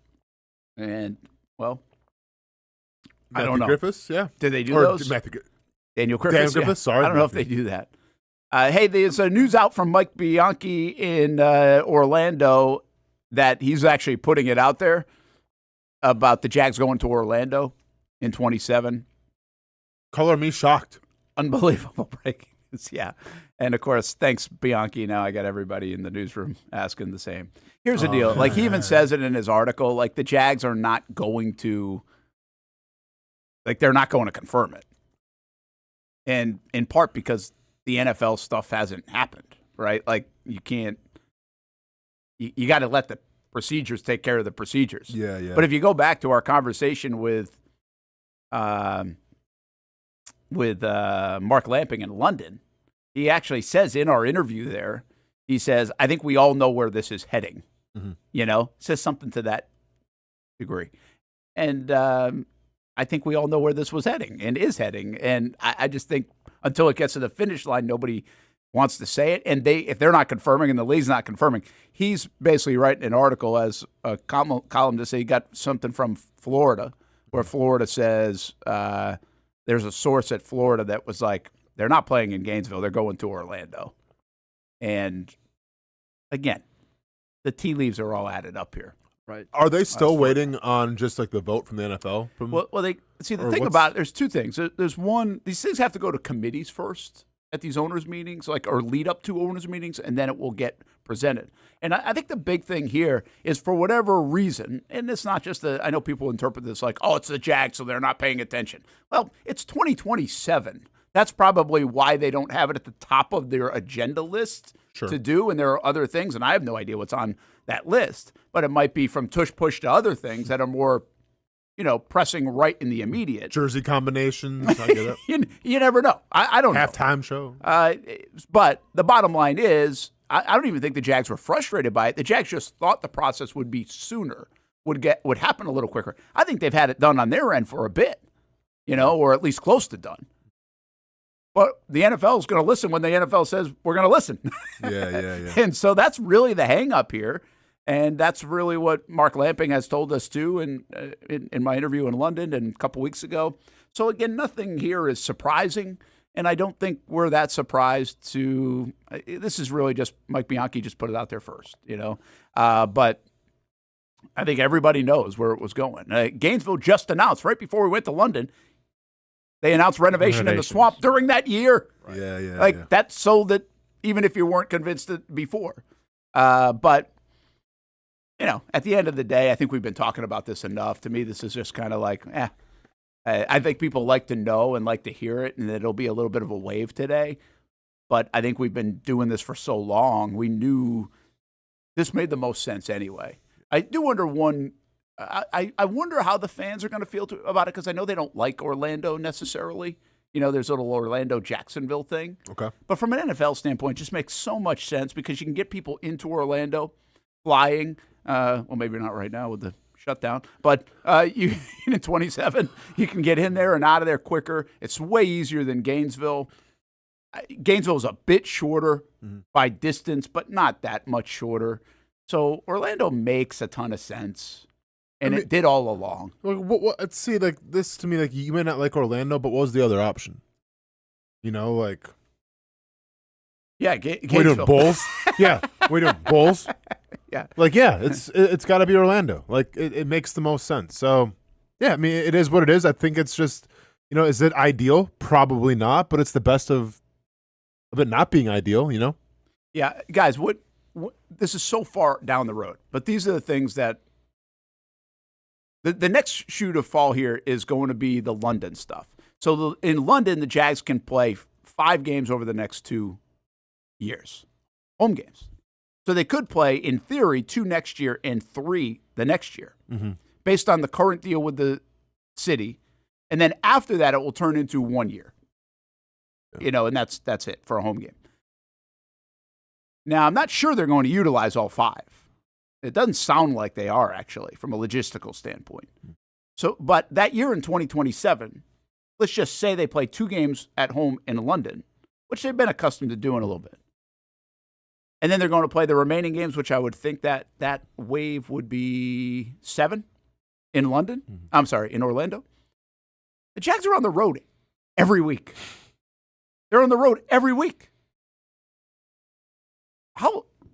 How hard is that? Is it just a mentality? Is it going to actually, will that seriously impact their performance in 2027? Yeah, I mean, I don't think it's going to be ideal. And will it impact their performance? I mean, we're all creatures of habit, right? So I think eventually, they'll get accustomed to what they got to go through. I mean, we'll see with the games in London how that's going to pan out and everything, and when the bye week's going to be. Take that all into account. My bigger concern, and I mentioned this before, is that free agency period. Could it hamper getting the players that you want? Because how you get a market? Hey, by the way, come to Jacksonville. Yeah, we got a really great team, great coaches, but you're not going to be home a lot. Yeah. And I think, Austen, and I haven't fully got the answer on this, but I think the way it sounds like is the Jags will basically bust down on a Saturday afternoon to Orlando, get there around 5 o'clock, which is what they do in Houston tomorrow. We'll be there at 4 or 5 o'clock, and that's what a normal road trip looks like. You think they're going to bust? They're not going to fly? I believe they're going to bust because I just think by the time you bust to the airport or get to the airport, 30 minutes north of Jacksonville, do all that stuff. And by the way, not that the NFL needs to save money and Shad Khan needs to save money, but you're loading up a plane that might actually take longer than driving to Orlando, and especially if they can somehow figure out a police escort of some kind. Okay, at least they're in part of that. This is my question: do you think? I mean, once again, we're getting into semantics here, but do you think that they're going to have a police escort the whole drive from Jacksonville to Orlando? Because traffic can be chaotic. Well, we didn't ask that. We were talking about that. Yeah, there's a possibility. I don't know the rules on that. I don't know how long, because my guess is from county to county. Okay. That might change, or it might not. I don't know. You might get one and you hand it off. I have no idea. I don't know if you can police escort for that long. I don't know the rules. But the reality is, even if you can't, you'll be there in a couple hours. Sure. And you get the nicest buses around. And I mean, listen, these guys, for as much money as you make and for staying in the nice places and living a nice life, I don't really think they give a damn about driving a couple hours down there to Orlando. I don't think they will. I don't think it will be an NFLPA problem. Do you think it would be an NFLPA problem? From just driving to Orlando? Yeah. Probably not. Yeah. No? Because I do think that's a curious piece. These are things we've never had to think about, and it's still down the road. But I do wonder where the NFL comes into play, where the Jags organization comes into play, where does the leadership of the Jags organization come into play, football side, not business side, and also where does the NFLPA come into play? Because you have your reps, and it's okay, well, nobody else is doing this. What are we getting for it? Is there some kind of trade-off where you do get something for it? Is there, hey, you're going to also be allowed to have your families down in Orlando for the weekend every time you're down there because – even Friday, Saturday, Sunday, get them down there. I don't know. I don't know. What did the Chargers and Rams do again when they had theirs? I'll have to look close on that. They played in that soccer stadium, but I think it was right in L.A. That was in L.A. So it wasn't like a different city. There have been people that have done this now. Yeah, I'm wondering, Chicago played in Champaign, Illinois. Okay, so this isn't the first time this has been done. It's not the first, but I think this might be the longest. But it's different because we'll see how the whole, playing over in England. Yeah, You know, well, you got plans that on out. top of Like it. you too. don't. But I would suggest that I don't know if anybody's had to go 2 hours and 20 minutes down the road. Mm-hmm. I feel like I don't know, from Chicago to Champaign, Illinois, feels like it's like 45 minutes. Yeah. It's not, from a mileage standpoint, this might be the most robust anybody's ever done. And I might be wrong on that. I have to go back and look. There have been some stories out there, and this just coming to light today. But it's going to be pretty interesting to see how it all works. I just wonder. See, my thought on this when Liam Cohen got the job and James Gladstone got the job, and this was the attraction to the job. I remember sitting here when Liam Cohen turned the job down. It was a Tuesday, and then they ended up firing Balky. It was like Tuesday night until Wednesday. They fired Balky. And part of the conversation when they were hiring Cohen, I was like, man, this is a damn good job. One of the reasons why it's a damn good job, in my opinion, is you're going to get more rope than you normally would, because Schott almost has to, unless it's just an absolute disaster like Urban. Yeah. You almost have to sign a guy up to open up the stadium, because you're putting the new coach at he's got another road in 27's a year that doesn't count against your team, against your coach. And fans, it will count for them. But I'm just telling you, like, from an ownership standpoint, I don't know how you can count that year, if things don't go well, fully on them. Yeah, but I think if it does go well, you count it like as absolutely how you handle. Like I thought Doug handled a lot of that well. Remember, they had to go to Episcopal, and practice. Like, that was not great either while they're building the Miller Electric Center, and I think he handled that well. He never made excuse. The whole London thing, these guys don't make excuses about, and they really handle them well. So yeah, I think the biggest thing. And I get like the 2-hour drive, whatever, whether you fly, whether you take a bus, like that's not going to be the big deal. I think the big deal will be how many games you play in London. Like when they announce that. Yeah, I think like, it'll be 2. I mean, I'm thinking it's going to be 2. If it's 2, great. If they look at it and say, well, hey, we don't really necessarily have a home game, quote unquote, this year. Let's try to get some more revenue and play more games in London. Then that might be an issue. So like that to me will be the biggest story of. Does it come to be maybe a little greedy? Does it come to just being the convenience? But, like, how many games at the end of the day will you play in London? Yeah. That'll be the story that I'll be watching. I do think your point, though, is a good one. Like, will it be hard to get free agents is fascinating for that year. I still don't think so, man. I think money talks at the end of the day. I get no state income tax. Sure, I get money talks, but, I mean, I have a feeling like if you're a player with a family, I don't know. I guess I think players play for different reasons, obviously, but trying to sell somebody on, hey, by the way, we'll probably be 2 weeks or maybe more in London. We're going to be in Orlando back and forth. Like, not ideal. No, it isn't ideal. I get that. I understand that. Buddy, hey, listen, I know this. If my wife said, hey, we got to do this, but I'm making X amount of dollars, like, okay, we'll make it work. Now that's a different lifestyle. They're like, it's like $50,000 is $1 million in the NFL in that life. I get it, Yeah. But at the same time, I just can't. I don't know. We'll see where the what's going to be really interesting is if the Jags, let's say they continue on this success this year, they find a way into the playoffs. What does next year look like? And let's say they're an ascending franchise, which is obviously the hope. Man, they could really be ascending and feel really good about their roster in 27. And I think that's why fans are a little nervous about, too. It's like, wait a minute, are you going to have the best year and it's going to be in Orlando? Yeah. But I think about it this way, from a Jags organizational standpoint, and this is not me trying to isolate any fan in Jacksonville for all you've been through and everything else. But this is a golden opportunity for the Jags to get the east side, in my opinion, of Orlando fans. Fringe football fans don't really have a locked-in football team, don't love the Bucs or the Dolphins or somebody else because they've transplanted here, to really kind of fall in love with the Jags too. And for the Jags to grow their brand all the way down that corridor to Orlando, that 95 corridor into I-4 is not a bad thing for their brand, for their business, for everything else. And I know you shouldn't care about that. I'm not trying to get you to as a Jags fan. But I also think it's a golden opportunity. So if they are very competitive and good, that even adds to it, where you got a likable team and you can, and you can feel good about it.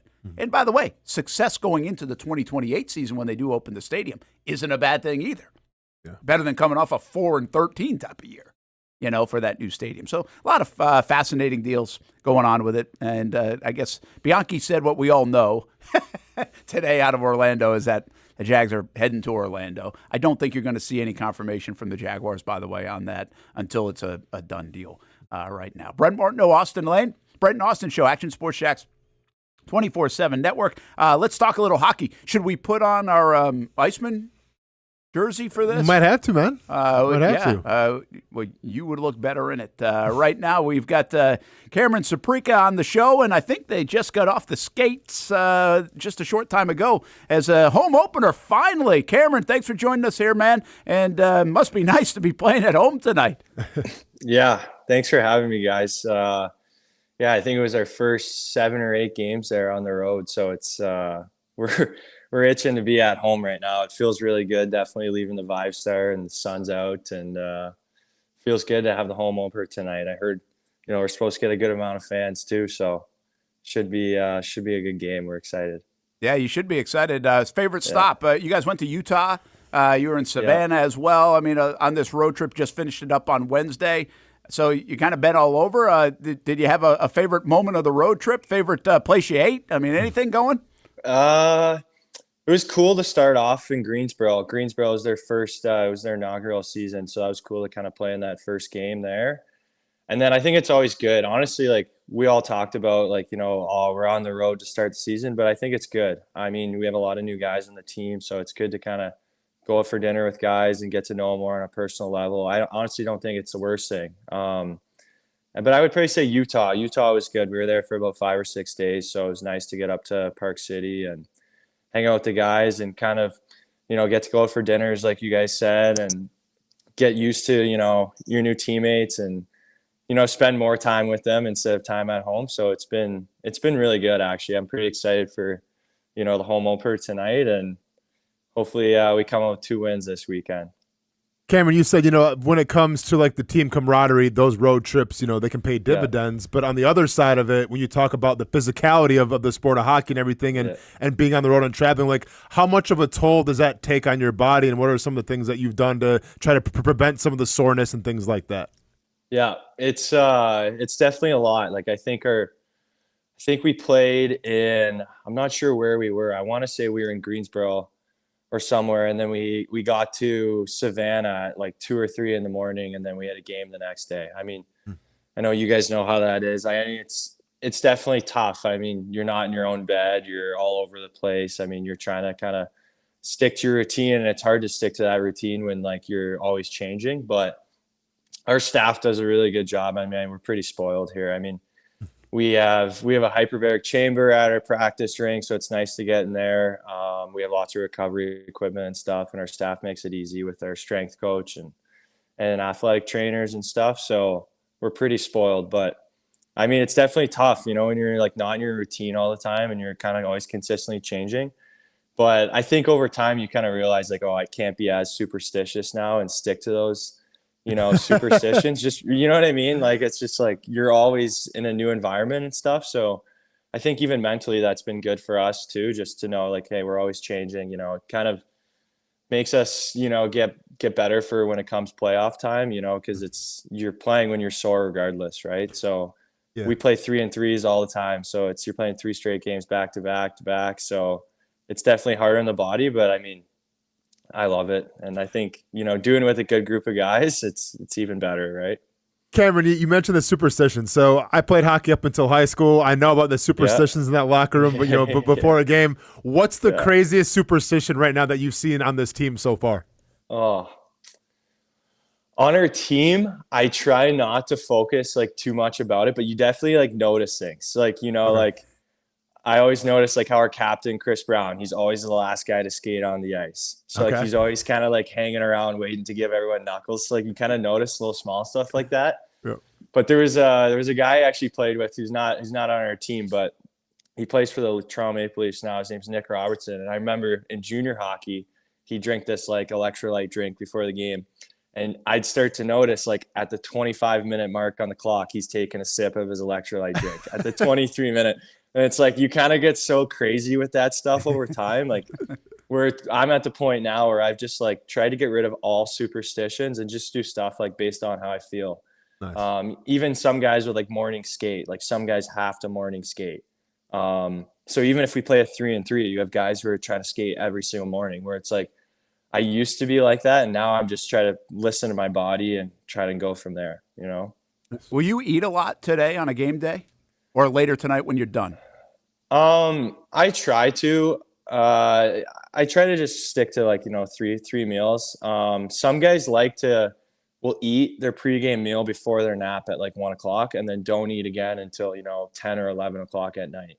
I try not to be too picky with that, like I'll like today, like I have like I'll meal prep some stuff, and kind of just go off how I feel. But, I usually do eat like the same amount as like a practice day. I'm not the biggest eater, but I try to, especially when you're playing so many games in a row. Like you get to that third game on the weekend and you're playing a 3-and-3, and that third game's a 2 o'clock game, you're playing 2 games in, like less than 24 hours. Right. So you have to refuel pretty quick, but post game, our nutritionist in Buffalo was telling me, I was cramping a little bit in training camp there.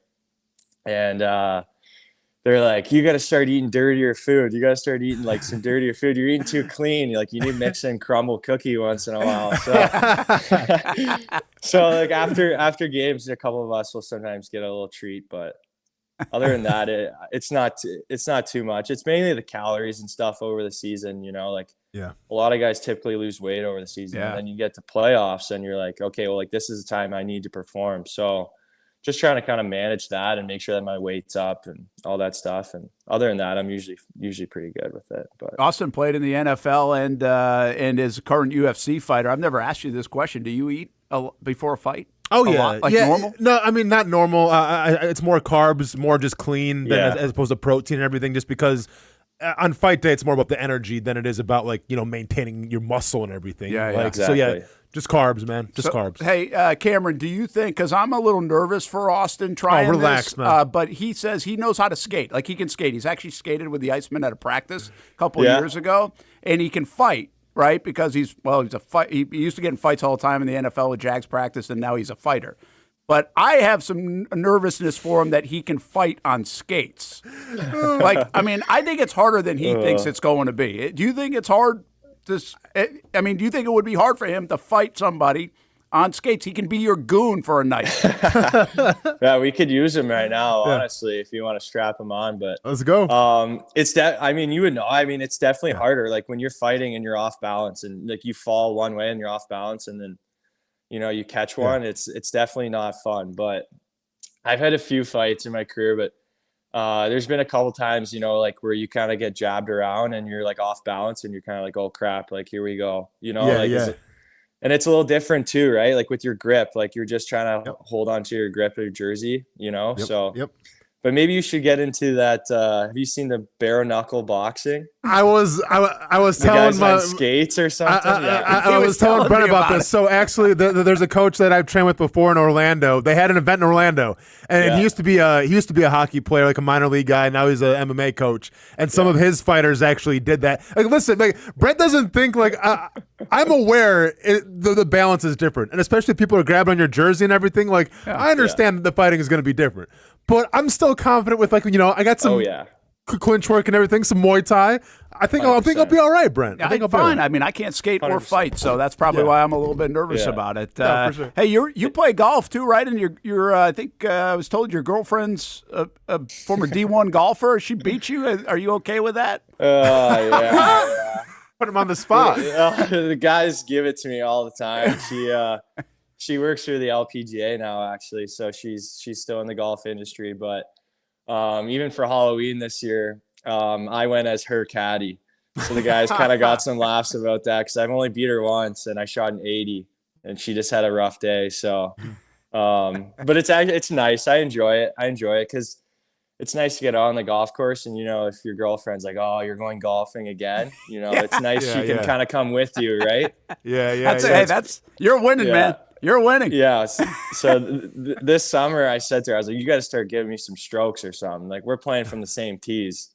And I'm getting wrecked every single time, but it's fun. Like even this summer, we'd be like, all right, whoever loses this match has to make dinner tonight or something. So that's good. It's nice to have her that, you know, she's in sports and she works, her job title is athlete development with the LPGA. So she's always working with sports psychologists and stuff like that. So there's always stuff that she kind of teaches me that helps with my game in hockey too, which is definitely nice to have her for that. No, I mean, yeah, that's Pretty cool. that's really cool how she can beat him in golf and then kind of talk him through it as well and be like why it's gonna be okay.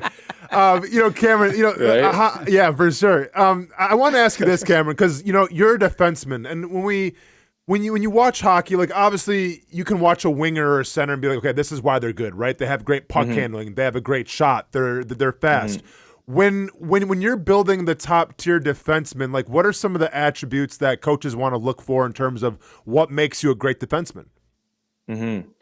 Definitely skating. I mean, you watch the NHL and you realize how fast it is. It's so fast. I mean, if you're not a good skater, you can't play. And that's one thing, you know, I've noticed. Like, I mean, even now you see guys in the NHL, you got smaller defensemen that are, you know, guys are 5'8", 5'9", who are super skilled, but they skate extremely well. I think the game is like still physical, but obviously it's not as physical as it kind of used to be a long time. It's kind of transitioned more into like a faster playing skilled game. But obviously you go and watch playoffs or even the Four Nations last year, and it's extremely physical in those playoff games, right? Yeah. So I think that's a lot of it. You know, it's like if you can't skate, you can't play. You know, defending, like stick placement. There's a lot of things, even though I'm still learning, you know, from our coaches like Garrett Cockrell and Sean Tickle. They're always teaching me stuff with stick placement, kind of like baiting a guy to go one way and then you can defend him the other way, you know, pushing him into bad areas of the ice. But yeah, it's definitely skating. I mean, the game's just so fast now. Like you notice it. Like that's the one thing you notice. Like okay, like you can't keep up to the pace. I mean, yeah. So definitely skating. I mean, and it's something we're always working on. But I mean, some guys have it, and you notice when other guys don't. And then you even look at some guys, you know, there's some forwards out there, like, for example, like a guy like Mark Stone, he's on Vegas. Yeah. And, you know, he's not the best skater out there. He's kind of an ugly skater, but his IQ and his hands around the net and, you know, just his overall skill is just so good that it makes up for his skating. You know, it's almost deceptive in a way for his speed. You know what I mean? Yeah. No, without a doubt. So. Like I've always had respect for defensemen because I grew up playing winger, so I was a left wing. But defensemen to me, they're almost like the quarterback in a lot of ways because you have to have like that ultimate vision. I mean, you know, Nicholas Lindstrom was a guy that I grew up idolizing as a kid because I'm a big Wings fan and he's one of the greatest of all time. Yeah. And like he didn't blow you away with any major attribute, but he just had such great feel and great vision for the game. And yeah, to agree with you, I think as a defenseman, either like you have that vision or you don't, but it's kind of ingrained in you, is it not? Yeah. Like even Lidstrom, like you'd watch Lidstrom and it's like, this guy doesn't even look like he's sweating out there. Yeah. You know what I mean? Like he could probably play the whole entire game and he's not even sweating. So it's like when you see guys like that who are calm and composed, but still have like that quick energy and quick burst, it's like, whoa. You know, even my dad's a scout for the LA Kings. So he watches NHL games all the time and he's showing me clips of guys all the time and trying to learn from him. And it's crazy. Like some guys can play, you know, 28, 29 minutes a game and just be, like you said, just be like calm quarterback back there and just be able to like, even in the D zone, you know, like you see the way those guys talk out there and communicate. And it's like, they're seeing everything from behind, like a quarterback, right? They can see the plays happening before. But yeah, man, it's talk about Lidstrom, eh? That guy's a Hall of Famer. That guy's one of the best. I mean, that's definitely someone that I'd like to be one day. That's for sure. Absolutely. Cameron Saprika with us. I don't want to cut into nap time too much, but now you got me asking about your dad. If your dad was scouting you, what does he say? Or does he ever share that? No, he does. I ask him all the time. He's pretty honest with me. I mean, there's some games well, I'll leave the game and he'll be like, Cam, it looked like you were playing a beer league game out there. And then there'll be other times he'll be like, man, I thought you were elite tonight. His big thing too is my feet. You know, like I'm a pretty good skater. So he tries to always convince me and talk to me and tell me to use my feet to get out of trouble, you know. that's the one big thing. And then it's usually defensive stuff because as you realize, like, you know, as you get older and older and you're trying to play at the next level, you're always trying to get to the next level. It's like you realize you have to be trusted defensively. I mean, it doesn't matter how many points you put up offensively. If you can't go out in a D-zone faceoff, you can't play. So just details like that. I'm pretty lucky, though. Like, he's always watching my games. I always send him my shifts after, and he's kind of doing video with me and stuff. So I'm pretty spoiled to kind of have him in my life. And on the nutrition side of things, my stepmom used to be a nutritionist for the Ottawa Senators in the NHL too. So I've kind of got a pretty good background here. Wow, to help man, me be successful. You've got it built in, man. You got dad scouting, you got stepmom This dude's nutrition, made you in a got lab. I girlfriend like with it, a man. sports psychologist. Yeah, this guy's got it all. You're made in a lab. My mom's boyfriend's a chiropractor. Dude, say no more, man. My mom and dad used to be in personal training for 25 years. So it's just like. How about that? Is anybody sharpen skates in your family? I'm quite the equipment nerd. So I'm sure I could take that role. But that's awesome. All right, one last one for you. Yeah. You've played, at least according to this, for the Muskies, the Petes. I should do this in terms of Lindsay Muskies, the Peterborough Petes, Hamilton Bulldogs, Lynn Steel Wings, if I'm saying that right, Sarnia Sting, Guelph Storm, I'm not sure I said that right, Tulsa Oilers, Fort Wayne Comets, Belleville Senators of the AHL, and now the Icemen. Do you have are you going to have the biggest wall ever of jerseys? Yeah, I've been lucky. I mean, it's kind of been funny with the COVID stuff and everything. From COVID, so I got the opportunity to go play in Austria, which was pretty cool.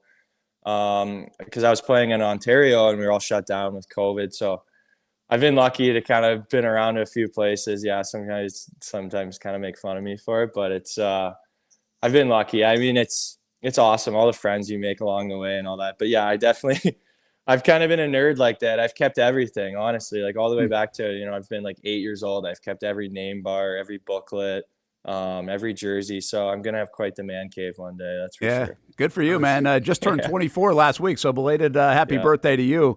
But you've been around. You've been around. You've seen a lot of things already. Good luck tonight with the Jacksonville Icemen. Yeah. Thanks for taking some time, man. And we'll see you in action tonight. Thanks, guys. Appreciate it. That's Cameron Saprika, defenseman for the Jacksonville Icemen. And if you're not heading down to the arena for the big crowd tonight for the Jacksonville Icemen home opener, they're 5-3 going into this one against Atlanta. They play again tomorrow night as well. We're expecting big crowds both tonight and tomorrow. And there will be a handful of games once again on MyTV Jax, just like we did last year. And so here's how you find it. MyTV Jax on all the different things. You can get it 30.2 on the antenna, and then just look it up everywhere else. And we'll push this out on social media, hopefully on our website as well at actionsportsjacks.com, how you can find the Icemen tonight at 7 o'clock. And if you missed any of that interview with Cameron, some of it will play during the intermissions as well. So cool partnership we have. Next week, we're going to be at the kids game on Thursday with the Icemen. Oh, beautiful. Just got the new jerseys. Oh, yeah. Let them know, man. Insane. New jerseys. Hamby, I knew you'd be excited about the jersey, right? Oh, yeah. It's awesome. The 92. Oh, yeah. Yeah. Looks good. Hold on, Austin. Show that to me one more time. I got you, man. Oh, yeah. Getting that wide shot. There we go. Yeah. Now show me the front. See the new edition. Yeah. Look at that Action Sports Shack. Move it over a little bit so we can see the Action Sports Shacks thing. Oh, sorry. Yeah. Other way. Get the branding. Okay. Yeah. Get the logo guy. Beautiful. I'm a logo guy. There we go. There it is. Looks good. So I'm the only one ever to probably have 3 numbers on 2 different jerseys. Yeah. ESPN 691. The 691. And now we got the 247. Yep. So there we go. Shout out to Cameron, by the way, too, man. He's not wrong. Like the NHL is definitely going more speed now than physicality. I mean, we've talked about this before. Yeah. But listen, when it comes to football, I'm a throwback. I like to stop the run the football. And when it comes to defensemen, and Cameron fits this mold, give me over 6'2", please. I think he's like 6'3", 6'4".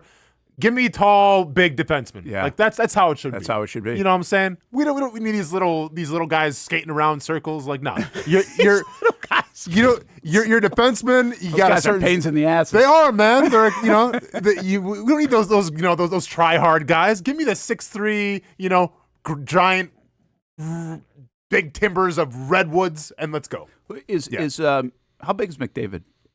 Connor's like, I think he's like 6'2", 6'1". 6'1", 6'2". But he's a forward. Is there anybody that is? Yeah, I know. I'm just saying. Is there anybody in hockey? Because you just got me thinking. Bigger, stronger, faster is entered everybody's world. Yeah, and even in baseball, right? Like, look at Judge. Oh yeah, like so you have somebody like Judge. Oh, you're and you have talking other tall. People. Well, I'm not. Chara even, was I'm just 6'7", saying, I know 6'8". Chara was, but he wasn't like a fast skater too, right? No, he's so I'm saying, is there anybody right now that is like big, strong, and fast? That's just like freak of nature kind of guy. And we have that in the NBA. We have that in the NFL, it seems like a lot. Well, everybody is in the NFL, feels like. And now we have that in baseball. We didn't always have that in baseball, but we now do have that in baseball. And even Ohtani. Ohtani is just a massive human being, even if he's not 6'6", 6'7". Yeah. So I just wonder if we have any of that in hockey, or we get that. Could we get a freak athlete so in like, hockey? He's not necessarily like the biggest dude, but McDavid's probably the biggest freak in the NHL. Is he? Just because like he skates so damn fast. But. Yeah, but it's the way that he skates though. Like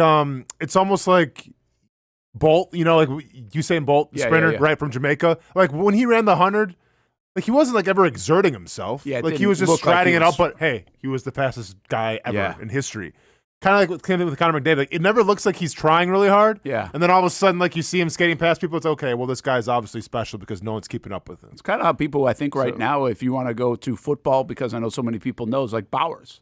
Brock Bowers doesn't look like he's going to blow by you or he's overly freaky, but they think, they'll say how freaky he is, like on the field specifically. I mean, Hamby, in your opinion, who's the biggest freak from Georgia? Because you got a couple of them. Oh my gosh! Heck, Trayvon Walker's a freaky athlete. Yeah, I think Jalen Carter, for as big as he is kind of freaky as well. Even Jordan Davis. He ran a 4.8. Yeah, but I'm saying, like, if you were to pick one, man, like, give me your Mount Rushmore of freaks. Who's starting it off for the Georgia Bulldogs? Bowers is in the top 4. We throwing Washington in there too. Darnell Washington, but Brent, look at him though. You know, I get it, but do you have to perform? Just look at him. You know? I still. They once had Herschel Walker, right? Yeah, but I'm trying to mean like Hamby's lifetime. I would still say Chubb, because that dude would squat 700 pounds. Sure. That's interesting. Then, this is keep going, Hamby. This is like we call they call like Ohio State now like wide receiver U. A lot of or LSU was cornerback U for a while. Penn State used to be like linebacker U. Like, could you call Georgia freak U? Florida fans would like to. Nice, right? Yeah, I don't know, guys. I think I get what you're saying, but I don't.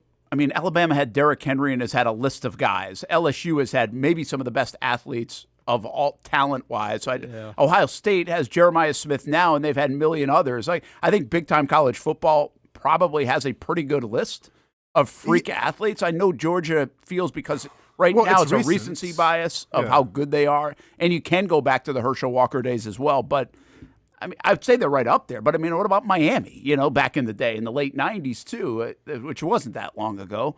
Yeah, I get what you're saying. They would be right on the list.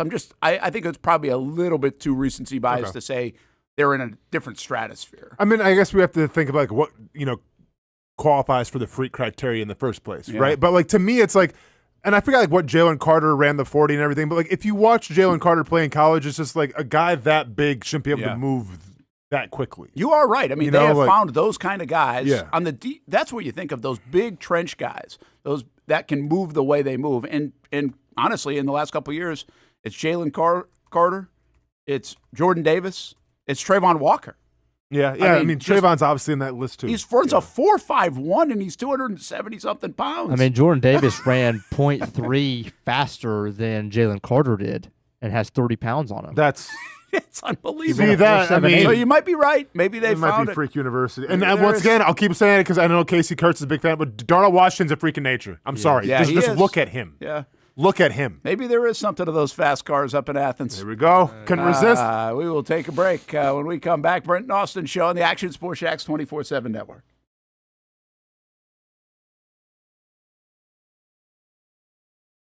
Hi, I'm Greg Mackey from Cycles of Jacksonville. Whether you're looking for a side-by-side, ATV, motorcycle, or scooter, we have what you need. Get the latest price Get a Moto Guzzi Stone Corsa for models or the newest 2025 vehicles in the showroom on Phillips Highway, or shop online at NimnickBuickGMC.com 24 hours a day. GMC Sierras, Yukons, and the redesigned Acadias, or get the all-new redesigned line with Buicks. It's nobody but Nimnick, and part of the reason why is this is a first-class buying experience here at Nimnick Buick GMC. You're not just a customer, you're a friend. This is about getting a vehicle that best fits you and getting you on the road, and also helping you and your family down the road. Nimnick has a treating you right guarantee, courtesy, respect, fairness, and most Buicks, GMCs, and Jacksonville's only Car Bravo dealer, nobody but Nimnick. Who has put in the most years and stands behind a better experience? Nobody but Nimnick. GMC, we are professional grade. Putting your needs first. It's the backbone of how First Florida Credit Union does business. In all honesty, you might as well be speaking another language when it comes to finances. Sure, I'm good with my money, but what am I missing in the fine print? That's what led me to First Florida Credit Union. They're the perfect choice for anyone starting their financial journey because they keep finances easy. Plus, they offer financial education and resources I can trust. So I'm always growing more confident. And as a young adult, I am constantly adding more responsibilities to my plate. From a car payment to a mortgage, it all adds up. Luckily, First Florida Credit Union makes sure it adds up in all the right places and not the wrong ones by offering better rates and lower fees than traditional banks, even if you're still trying to grow your credit. Because as a member-owned institution, First Florida genuinely puts people's needs first, rather than focusing on profit. So I know as my needs change, they'll be right there to help me reach my goals. Check out firstflorida.org to learn how you can benefit too. It's one of the hot spots in the area. Welcome you to String Sports Brewery out at the beach. Big crowd on hand tonight. The fans are here. And now the newest hot spot at the beach is open. String Sports Brewery in Jax Beach has opened its doors with rave reviews. We're going to be fans forever. Cozy up to the bar. Grab a seat in the sports-themed restaurant, or grab a seat outside and feel that breeze coming off the beach as the weather warms. Just like the original location in Springfield, try the popular beer menu and come for lunch or dinner too, because the food is fantastic. We got a special guest in the house. He's happy. He's feeling good. He's Trayvon Walker. It's where we hosted Jags Report Live in the football season, and the String Sports Brewery staff can't wait to host you. Hey, welcome back here to String Sports Brewery. And if you haven't checked out the new location in Jax Beach, you got to do it. String Sports Brewery, now with 2 locations in Springfield and now open in Jax Beach on Penman Road. Hi, I'm Greg Mackey from Cycles of Jacksonville. Whether you're looking for a side-by-side, ATV, motorcycle, or scooter, Honda has what you need. The Honda Talon. Ultimate performance meets family-friendly fun. Prices starting at $363 a month. Or the sporty Honda CBR 650 starting at an affordable $204 a month. Stop by and choose your adventure from a full line of Honda products. Only at Cycles of Jacksonville on Atlantic Boulevard. Family owned and operated since 1983. Hello, I'm Kenny Lay of Kenny Lay & Associates. Since 2003, our firm has fought exclusively for the rights of men in family law. Divorce, modification of child support, alimony, custody, and more, all for men. A father is vitally important to a child's life, and being a man is not a reason to pay more in child support or alimony. I'm a single father. I get it. If you have a divorce or other family law issue, contact Kenny Lay & Associates at divorcemenonly.com.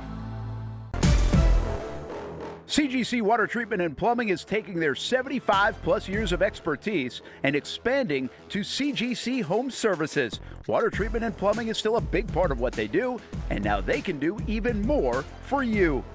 Home services like kitchen and bathroom remodeling, showers, sinks, faucets, toilet repair, backflow testing, and the list keeps going.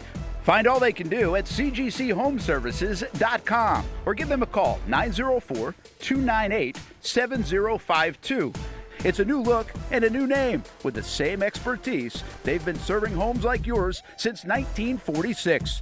CGC Home Services, right here in Jacksonville off St. John's Bluff Road, 904-298-7052. And visit cgchomeservices.com. Florida license number CFC 1432579. Welcome back to the Brent and Austin Show, streaming on the Action Sports Jax 24/7 network. And the Florida Gators last night played the UNF Ospreys, and they won big over the Ospreys, 104-64. No surprise there. But they didn't cover. They didn't cover. It was 41 points. 41.5 was the spread. It was 41 with like 45 seconds to go, and the Ospreys covered it. So there you go.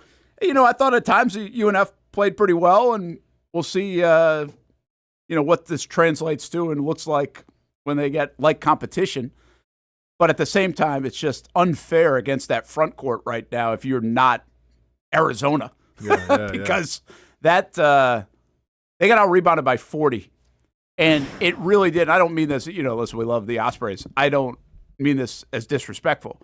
But it looked like me playing basketball against Ty when he was 7 at times. They just had a half a foot of an advantage. I could have just said me against you, but I get it. Yeah, I'll box your ass out. More than Ty could have boxed me out at 7. Mr. Thanksgiving? Come on now. Don't talk to Mr. Thanksgiving that way. But seriously, like Mr. Thanksgiving? Oh, I'm sorry, you didn't hear? Okay. Hamby? I did not. Brent, let me go and pause you real quick. So, Hamby, I'm not sure if you're aware of this, but I spent a game with the Jacksonville Giants. Oh, yes. Yeah, and during this game, essentially, I had a couple blocks, had a steal, had some points, had a couple rebounds, almost broke a guy's ankle, not because I crossed him over, because I fouled him really hard, and then he was milking it for all it was worth. Needless to say, I'm walking to the sidelines, and someone goes, "Hey, Miss Thanksgiving," and I go, "Miss Thanksgiving? What are you talking about, Miss Thanksgiving?" Dude, it was like June. You know what I'm saying? Mm-hmm. And he goes, "Yeah, because you're stuffing up the stat column." Wow. So Miss Thanksgiving was born. Yeah. There you go. Yeah, but Brent had like 6 points. It was fine. 7. 7. In one game. Yeah, there we go. In one professional basketball game. There we go. Yeah. 7. Yeah. Mm-hmm. Playing. They're playing some YMCA kids, but it's all good. We were playing the second best team in the league, I guess. I think they're from Brooklyn or Maryland or I don't know. Are they? Baltimore. Second best team in the league against the Giants. Usually still lost by 40. It was kind of a blowout towards the end. I got more playing time than I actually wanted, to tell you the truth. Yes, that's right. I thought I was going to go in and just usually happens. I thought I was going just for a wave to the crowd and then I'll go back in. No, I'm running set pieces and stuff. I'm like, dude, you got to get me out of here. This is not like fighting where I have 5 minutes. I can take a break. Those short stints on a basketball court are exhausting if you're not in shape. Who you telling? But anyway, isn't it crazy though in Division I basketball that it can look that mismatched? Yeah. Become a height standpoint. But the bottom line is, if you're 6'10" above or 6'9" above, you're probably playing in the Power 4. Of course. Yeah. Usually. So it's harder to find those guys. Again, the Gators are really good, too, and we know that, and that's not a surprise. But tell you, they can't shoot the 3 right now, and that's just early. Yeah. But they can't shoot the 3. They've been horrific from three-point land in the first 2 games. Well, if you're over 6'9", or if you're over 7'9", like that Florida kid that came in, the loudest crowdest reaction of the night. It was wild, right? Yeah. To get that. Do you think he's gonna? No. I will tell you this. I will say this though. Looking at him, and I haven't followed him too much, other than we know what it is. But he looks like he's hit the weight room pretty good. So he looks more physical, is my point. Because, when you're 7'9", it's only so much muscle mass. And that's what he needs to do. Yeah. And they've been very patient with him, and they can. Mm-hmm. So it'll be interesting to see if he can factor in at some point. I don't even think it's this year, maybe. It might be another year. But it's a fascinating thing. He becomes the tallest college basketball player ever last night. Yeah. Well, and I'll tell you what, that kind of reaffirms, though, how much of a freak Wemby is. Just because Wemby's not sick. He's 7'4", right? He's 7'4". But dude's got crazy handles. Dude's pulling up from 3-point line like he's Steph Curry. So fluid. That just goes to show you just what of a freak of nature that guy is. Because we know that. Listen, when you get bigger guys, you don't say, "Hey, can they walk and chew gum?" Hey, I was one of them, and I was I was like a 6'4" center in the Central Wisconsin leagues, but even I was an anomaly for back then. It's a lot of body to handle. Yeah.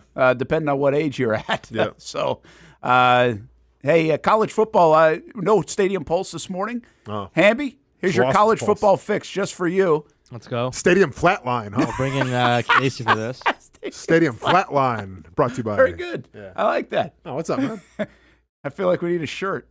It's all just beeping. You want to bring Casey in for this? Yeah. Casey, come on in, man. Casey doesn't want to be in for this. Oh, as I saw him, he did this. He's like, come on, Casey. Get up. What, man? You want to go to darts? 2 bullseyes in a row. Go look. He They're did. still up there. Now, you guys are both bullseyeing it right now. I actually hit a turkey. 3 in a row? Yeah. Well, okay, real quick before we do the dart thing too, are we counting the green rung as a bullseye? Yeah. Okay, yeah, then I had a turkey. Zoom in, Hamby. Yep. I see you there. 2 of them. What's the difference between the red and the green? Well, if you're playing like 301 or 501, the middle is 50, and then the outside rung is 25. Okay, yeah, that's what I thought. Get a little more points. Hey, turn my headphones but up, they my still guy. count. Appreciate you. Is this one yours? Not even a little bit. Thank There you. you go. Appreciate you. I got myself. You remember when I did that yesterday? And I said I was going to get them? Yep. I got myself. All right, let's go. What do we got? College football. What do we have this weekend? I feel like college football after Florida-Georgia game last week has been turned off. Well, you had a couple matchups that could have been pretty good in the Big Ten that are no longer any good. Indiana at Penn State was supposed to be like one of the games of the year. But does Penn State get a little bump now? You know, coach is gone. Night game or no? No, noon kick. They got no shot. But somewhere along the way, just to stop, like Indiana's going to slow down, right? Who's going to beat them? I don't think so. Well, Yeah, I meant Indiana's slow down, got not from beating them, but they're whooping people. Like you have an off week. Yeah, they might not win by 40. And this would be one of those games. I think Cignetti's one of those. What is Spread's it? 14.5. I'd take Indiana in that. It's in Happy Valley. Like, is this one of those games where it's kind of like tough? That's my point. Is this one get a little sketchy? I mean, for you would Indiana? hope so, right? Eventually, you're going to come across those games. I just think Cignetti is the type of guy that like doesn't allow that to happen. I mean, they did go to Oregon and bully them. Yeah, so bullied them. Yeah, no, I agree with you. That was though. a closer game, but The Oregon, not Brent, not well, really. it was Okay. well, it wasn't a 40-point game. No, but like Oregon, a lot of people thought Oregon was the best team in the Big Ten, and Indiana was like, nah, check this out. Once they started playing, I never really thought Oregon was going to win the game. I mean, but Do you Another think, interesting you one. guys think My Indiana son was can in win the shambles. national championship? no. Win it? Probably not. No, I don't. I don't think they can Hamby? get there either. Nope. But Well, see, you knew what this he is- was going to say. I know, because this is what I think. This is natural for us. No, Indiana's not going to win the national championship in football. There's a lot of that in all of our answers to that question, I believe. Because if you look at the resume and what they're doing to people, why not? Why not? They beat Oregon, man. I mean, on the road at Oregon. Sure. I don't think Oregon can make win the national championship. You don't think either. so either? I know, No. but before that, you would have said they could. Yeah, I would have. I was mad at Lanning for not running up on people, but I would have said that probably. Yeah. So that's my point. It's like it's really hard for us to get by the fact that this is Indiana we're talking about. Yeah, but like here's the thing. And once again, this is just the preconceived notions of how this playoff's going to shake out. Like I get 12 teams are going to be represented. I feel like only like 3 or 4 teams could actually win a national championship. I get that. Like I think Ohio State, great shot. I think Alabama, sorry Hamby, I think they have a great shot. A&M, like I'm not even sold on A&M. Like I get A&M right now is the hot team, undefeated. Like I don't think A&M's going to win it. No, I don't either. But I think from the point that you're making about Indiana, I'm not saying it as much as because they're Indiana and that's the logo they wear. I just think when you have to go and beat Ohio State in a playoff game, like I think talent wins out in college football. And Indiana doesn't have the talent that the SEC schools have or Ohio State has. So that's where now the coaching I think is a big part of it. They play hard. You know, the kid might be the first pick. Good for him. But I think top to bottom, like the SEC schools are obviously more talented. Ohio State's just a joke. Another big matchup in the Big Ten is Oregon at Iowa. So Oregon cannot afford to really falter on the road there. That's an interesting storyline. And how many games do you guys think it's been since Iowa had a 300-yard passer? I'm going to steal this from Weber last night. He quizzed me on it. Never been done. I like that. They don't know what that is. The number 2, I'll give you, I think he said that there were 2 teams tied at second longest streak without a 300-yard passer. It was 30 games. Wow. When was CJ Iowa's Beathard number the 1? Is it CJ Beathard? He was a It might quarterback, be. right? Yeah, he was. Do you think I'll give you the games. 2017. Well, I don't know what it is, but it's 73 games. Okay. It's been 73 games since they've had a 300-yard passer. That would be what, at least 7 seasons, like 12, 6 seasons? 24, 36, 48, 60, 72. Yeah, so 6+ seasons. Yeah. Real quick, amazing. Iowa's tough place to play. Solid defense. If Oregon loses this game, they're out of the tournament. Yeah, the playoff. Almost. I think so. I think so. Pretty much. Because what do they have to hang their hat on? You beat Penn State. Doesn't matter. And that was ugly. What Beat does them in that overtime. matter? Yeah. Indiana kind of curb stomped you a little bit. Yeah. Like You can't lose to Iowa. can't lose. Yeah. Gotta College win game day is making its way over to Lubbock. Huge matchup in the Big 12. BYU, number 7, 8-0, at Texas Tech, number 8, 8-1. Is Tech's quarterback back, or are they still rolling that backup I out there? believe he is back. You like Tech. I like Tech till their backup quarterback came in and tried to lead that offense. But yeah, I do like Texas Tech a lot. I think they have the best defensive line in college football. Gun to my head, I could not name a player on BYU or Texas Tech or the coaches. You know Bachmeier, the BYU quarterback. Bear Bachmeier. Very good player. I don't know. Okay. I will not watch either. Can you name Texas Tech's coach? No, sir. I know their Campbell is their GM. I know their NIL deals. How the hell do you know their GM? Because Campbell he's the one who? who came out and said he's the oil guy. The He literally NIL. said, hey, yeah. Oh, Yeah, he's yeah, actually yeah. acting as their GM? Pretty much. Yeah. I thought it was a Campbell Soup guy when you said that. I was like, that makes sense. Well, because the Campbell Soup guy would have a lot of money, I would think. You think so? Well, I knew the Right? I knew the oil Loaded. guy's story. I just didn't know he was actually I didn't their know. GM. I knew he was their money guy. He's not Loaded. necessarily their GM, but he's, I see what you're saying. he's saying going at, he's telling them to go after certain. What time is that game? That is That's also noon. a noon kick. Good. Yeah. Nobody cares. Said game day, that's fine. The masses don't care. Which SEC team that just fired their coach plays a better game? Auburn, without Hugh Freeze, at got Vandy. Okay. LSU without Brian Kelly at Alabama. Which plays a better game? Mm-hmm. Which gets You the bump? said Auburn at Vandy? LSU at Bama. See, I think, despite what we think about Brian Kelly, I think Brian Kelly meant a lot more to the players in that locker room than Hugh Freeze meant to the Auburn players. So I disagree think. wholeheartedly. Okay. Well, I think that LSU gets the bump. I don't think it's going to be enough, but I think LSU gets more of a bump than Auburn does. I see what you're saying about that. I actually think LSU gets more of a bump, but not for that same reason. I think they really love this interim dude. I think he's the guy. Like, I think they can really rally around that, and I think they have better players. So they're more capable. I don't think Auburn really is that good anyway. I think Auburn has a lot now they got a better players. opponent. They got an easier opponent, I would suggest. But Auburn's right? played Auburn's weird because Auburn has played a lot of good teams close. They've Auburn played a could ton of win. good teams close. Like they haven't got that signature win, but like it's kind of the Auburn brand where it's like, oh, just bad calls at the end, and Yeah, it is just what enough. it is. What was the question specifically? They could win or give the other team a fight? Well, Which who's team going to gets play a a bigger better bump? game is going to have the bigger bump. I go LSU just because it's Bama. I think they'll I think Auburn, the players They in lose, Auburn's locker room liked Hugh Freeze actually a lot more than LSU's players liked Brian Kelly. But I think Hugh Freeze cost them a lot more games in game because I don't think Brian Kelly did anything. Didn't look like. He didn't do anything in the game. I think Hugh Freeze did, and as the play caller, he screwed it up. I had no clue Hugh Freeze got fired until. That's not a gimmick. I see why I got fired from this job specifically because I had no slight idea Hugh Freeze got fired. Yeah. Rest in peace. LSU, Penn State, Auburn, Florida, all open. It's insane. There's not enough good coaches to go, and there's one coach that everybody wants. It's Kiffin, and then everything else is disappointment. What's the biggest job? Like the job that LSU? Yeah. LSU, Penn State, Florida? Auburn? Probably. LSU, Penn State, Florida, Auburn? Well, here's the I thing. would suggest Florida over I Penn would State. too. I get what you're saying, though. I think more around here people aren't going to think about Whoa, it. yeah, around here But it's Florida all day. you should think about it that way, and I would suggest that. Now, with the governor doing the governor things in Louisiana, I could suggest that takes a bit of a back seat. That thing looks like a mess in LSU. But that's But the it's still biggest job. big. That's the biggest But job. I feel like 8 years ago, Auburn would get a lot more respect. They would have, if but it was they're coming- always second fiddle there. I know, but They're in between Georgia and Alabama. It's tough. I feel like Auburn.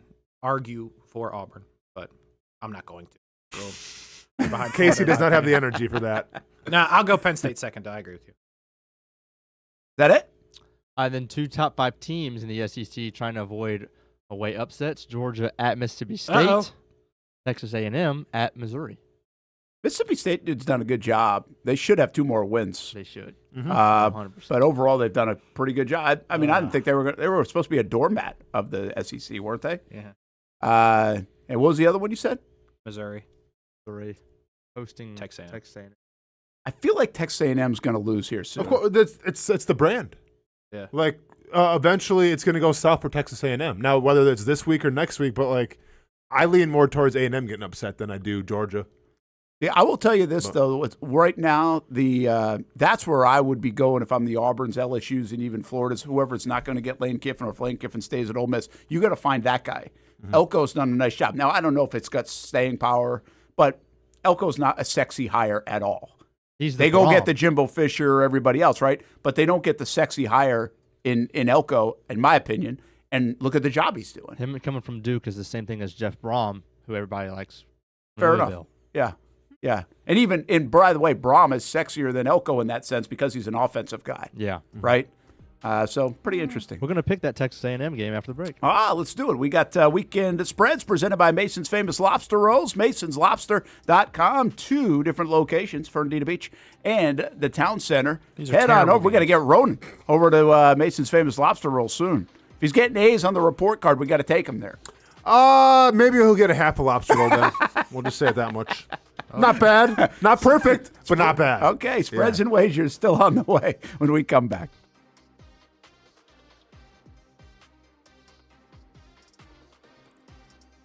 Most of us know how to throw.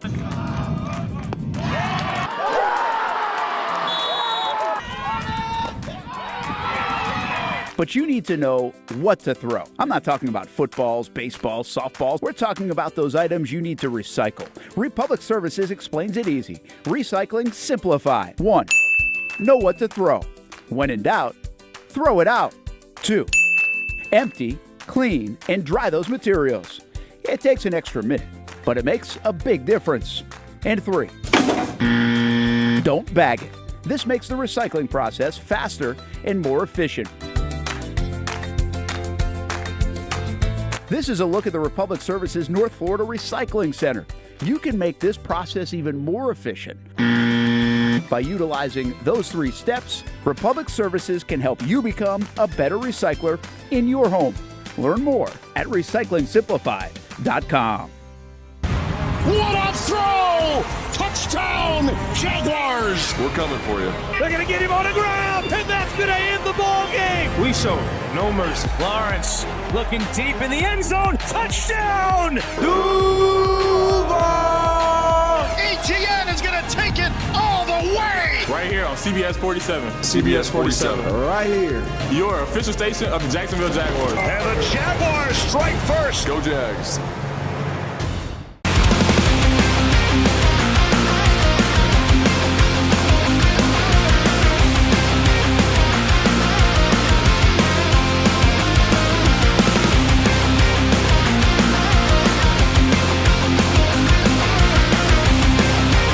You have the opportunity to explore what you might want to do with your life. There's so many opportunities here that it can spark interest that you didn't even know you had.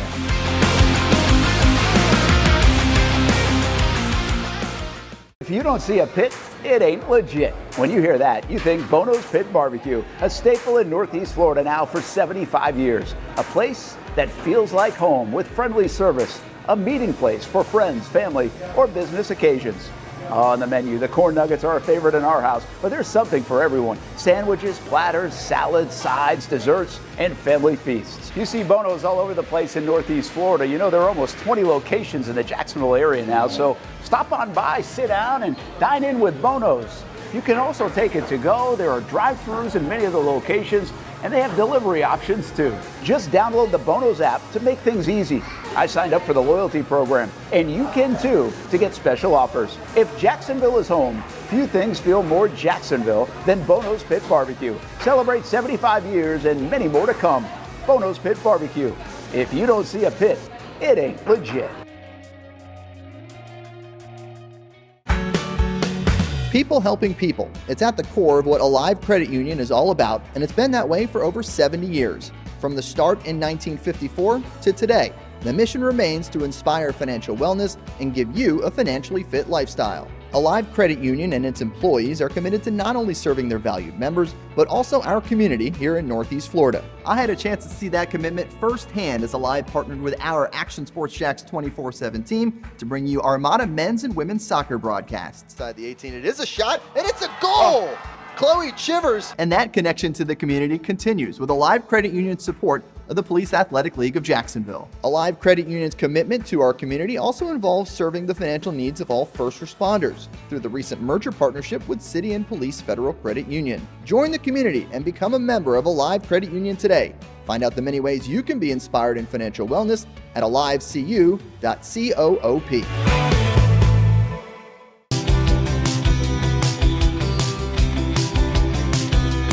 Welcome inside the Armor Guard exterior and gutter helmet showroom. There's a lot going on, like glass exteriors, replacement windows, and down there we have the retractable screens and awnings, plus hurricane protection. Let's talk more about those gutters, and to do that, we bring in Kevin. He's the owner, he's the expert. Why Gutter Helmet?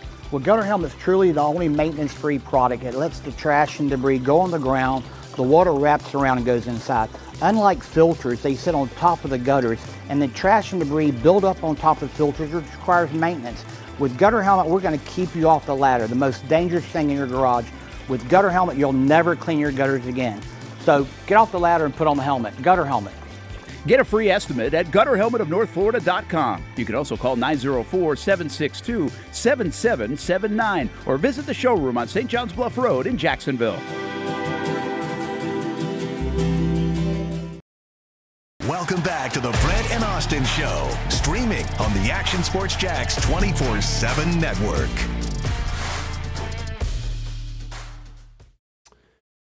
Casey, you've been gone the past couple weeks. You missed a lot on the show. I haven't done anything to help. I've been scratching and clawing us back to relevancy. I like that. With these bets. That's good. Hamby, correct me if I'm wrong. Are we 2 games back at you guys now? One game back, Casey. But they're not at first anymore. No. Sports Office is running away with this. So we're still DFL? I mean, we're still DFL, but we're right on the doorstep now. Yeah, no. Another solid week. Okay. And we're taking over. See, now I feel like if it doesn't go well this week. Well, then we kind of know what's going on, right? Yeah, we know what the problem is. We know what the problem is. Okay, there we go. Yeah. Yeah, no, only 3-3. Only 3-3, though. I know. It wasn't my best showing this past week. Maybe we shouldn't have let the Sports Office play because they don't even show up. Right, there's 3 of them. They're dominating. Yeah, I mean, maybe that was my mistake to get the Sports Office in on this, but you know what? Stewart's intellect mixed with Marcel's street smarts and just Liv Tasley's Aspen's probably doing something. Social media feel, yeah, it's social media feel to pick games, huh? Well, I don't know, you know. No, I can see. People are murmuring, I guess. I don't know. There are some murmurs for sure. Yeah. They do be murmuring. What's up, dog? How we doing? Did you get your coffee? I did. You out of breath? Did A you little run? Dude's back. He's stressing about these picks, Casey. Yeah, you guys have really fought. Feels us coming right up the corner. Remember all the stuff you were talking like the first couple weeks when you guys were like way at the top? We were. What That's why I got to talk when you talk. Man. I got to talk when you're there. Believe me, brother, I know that. I know Man when have to the talk. turntables. Am I right, everybody? It's from The Office. Yes. We know. Yeah. Okay. Well, some people may not have Brent known. probably Andy. didn't know. Did you watch The Office? No. I didn't either, but I still know what that is. Okay. I didn't. Really? I should. I thought about going back and watching it. You should. Yeah. You're just okay on it? I got through 4 seasons and I was all set. Because you guys it know stopped me. being about The Office. Hey, why'd you call it The Office when they're never in the office anymore? You know? Well, yeah, that's called character development. No, we're all good. It's called The Office. Go in the office, you know? Here's what I'm curious about myself. This is a knock on me and nobody else, but Oh, I I'm so- enjoy the humor of it. Sorry, Brent, real that quick, kind just- of humor like everybody else I'll does. let him finish. Okay. That's my, like, I don't know if I'll buy into the humor I think you of, would. Will I? It's good. Yeah, it's good. Yeah, I Okay. Then I might right. try it. Can I come at you now a little Yeah, bit? please. Okay. Cheers. You know what Cheers is? Yeah, they're in the bar. Always in the bar. Sure. Right? Always in the bar. Because it was about being in a bar. The Office for the first 3 seasons was about being in the office. And then all of a sudden it's like, well, you know what? Let's branch out a little more. Let's go to Ithaca and let's go to like people have kids, so let's go to the daycare. And now all of a sudden we're not in the office anymore. Okay. So don't call it the office. First off, we went to Cheers, Ithaca stay in or the bar, whatever, and that's why Cheers is one of the goats. because one of the office workers went to work in a new office. They followed him. but That's then- development. Yeah, but they're committed to walking the around bit. the city and stuff. Like, Gotta Office. eat. It's called The Office. Lunch break. Not called lunch break, called The Office. It's called Cops. You know why? I see cops. I don't think those two are relatable. Hey, how was it not? This, because this could go well. This could be good. I tune into Cops. I know what I'm getting. I tune into The Office. Are we going to Niagara Falls this week, or are we going to be in the office? They got two people from The Office got married. You should go to the outside wedding. the office. I'm not going to do the marriage in the office. I thought it meant that much. Should have. That's where they met. Should have done it in the office. It's called The Office. That's all I got to say about it. I appreciate that. I think that's pretty fair. I mean, shut up, but man. I never saw season 1. So preach, Brent. Hamby, tell me I'm wrong. There you go. Thinking about it. I'm going to go with Casey. Oh, whatever. Hey. I love how he's Whatever. always like just picking a side. I know. It's like he's like a human seesaw. Brent, this is sports. This is sports streaming. This is what we do here. You're on the right side of history this time. Yeah, because everybody else loved it. It went like 8 more seasons. All right, Hammy, are we up or are they up? We're up. We're up. Oh, I thought Winners brought it back, but okay. Yeah, I know. Make it take true. it. Go ahead. Go ahead. No, you guys no, are it's up. okay. You guys are up. Go ahead. All right, Casey. Texas A&M, Mizzou. How are you feeling? Wasn't it you that just said you think Texas A&M's going to lose, or was that him? That was me. Well, that was me kind of agreeing as well. Yeah. So you think they're going to lose? I mean, I think they might win, but I think Mizzou might give them a run for their money. It might lose. It might win. No, Casey. My exact quote is that this is the time of year where they're going to lose a game. It may not be this week, but it may be next. Yeah. I like Missouri. I think they're good. Okay. They're not great, right? They've struggled the last little bit. For sure. 6.5. It's a good amount of points. Yeah. I also think Texas A&M is they're not the greatest team to ever play, so I think they will lose. This could make some sense. Do you think the Missouri home field advantage does anything though? Of course. Okay. The rowdy I played there. They're a little rowdy. They're fine. Is that how that works? Welcome to the Jungle. Do they play that or no? So what are you taking? Might be. Yeah, we're taking Mizzou. Okay. Mizzou? Hammy? Beautiful. A&M. Good. This is where it slips. Well, But you think they're going to lose, right? Yeah. Well, I think they could lose soon. I would have probably picked Missouri, but that was so damn adamant. I'll go with it. Not with a backup quarterback. All right. I don't care. Oh, he's not. Yeah, okay. Well, Hey. okay. FSU at Clemson. It's our turn, and we're taking. I'm taking the Clemson. over. Yes. It's two teams that I never want to bet on ever again. I know they are awful. Who do you trust here? I mean, what has Clemson done to make you trust them? I don't, but I mean, at least just watched FSU has the FSU better up win. close. They have the better win. Like they beat Alabama. Casey, I know it's week 1, but Yeah, no, Clemson does nothing for me here. This should be like the. yeah, I toilet mean. bowl. You got to keep in mind, they're banged up. If they're running down that hill, a player could go down and roll an ankle. I've always believed in It's that. about the only thing that hasn't happened. I've always believed in that too. I have too. We're I'm on the same waiting page. for it, I'm waiting. man. Like this does not look safe. I'm waiting for like Dabo, man, just to pull a hammy on the way down. That might be good for them, actually, the way that he's talking. Get a and coaching. bump. Yeah, get a bump. The injured coach I bump. can't believe I haven't seen an AI one of somebody in a Dabo at like Casey? 80 years old in a wheelchair Casey, going down. that Casey, Yeah, I'll see that what I sounds can like do. something up your alley. I'll see what I can do with that. I'm happy to pick FSU if you want to. I like FSU. All right. Yeah, I was originally gonna take them anyway. Did you go to the What do you mean you watched them up close?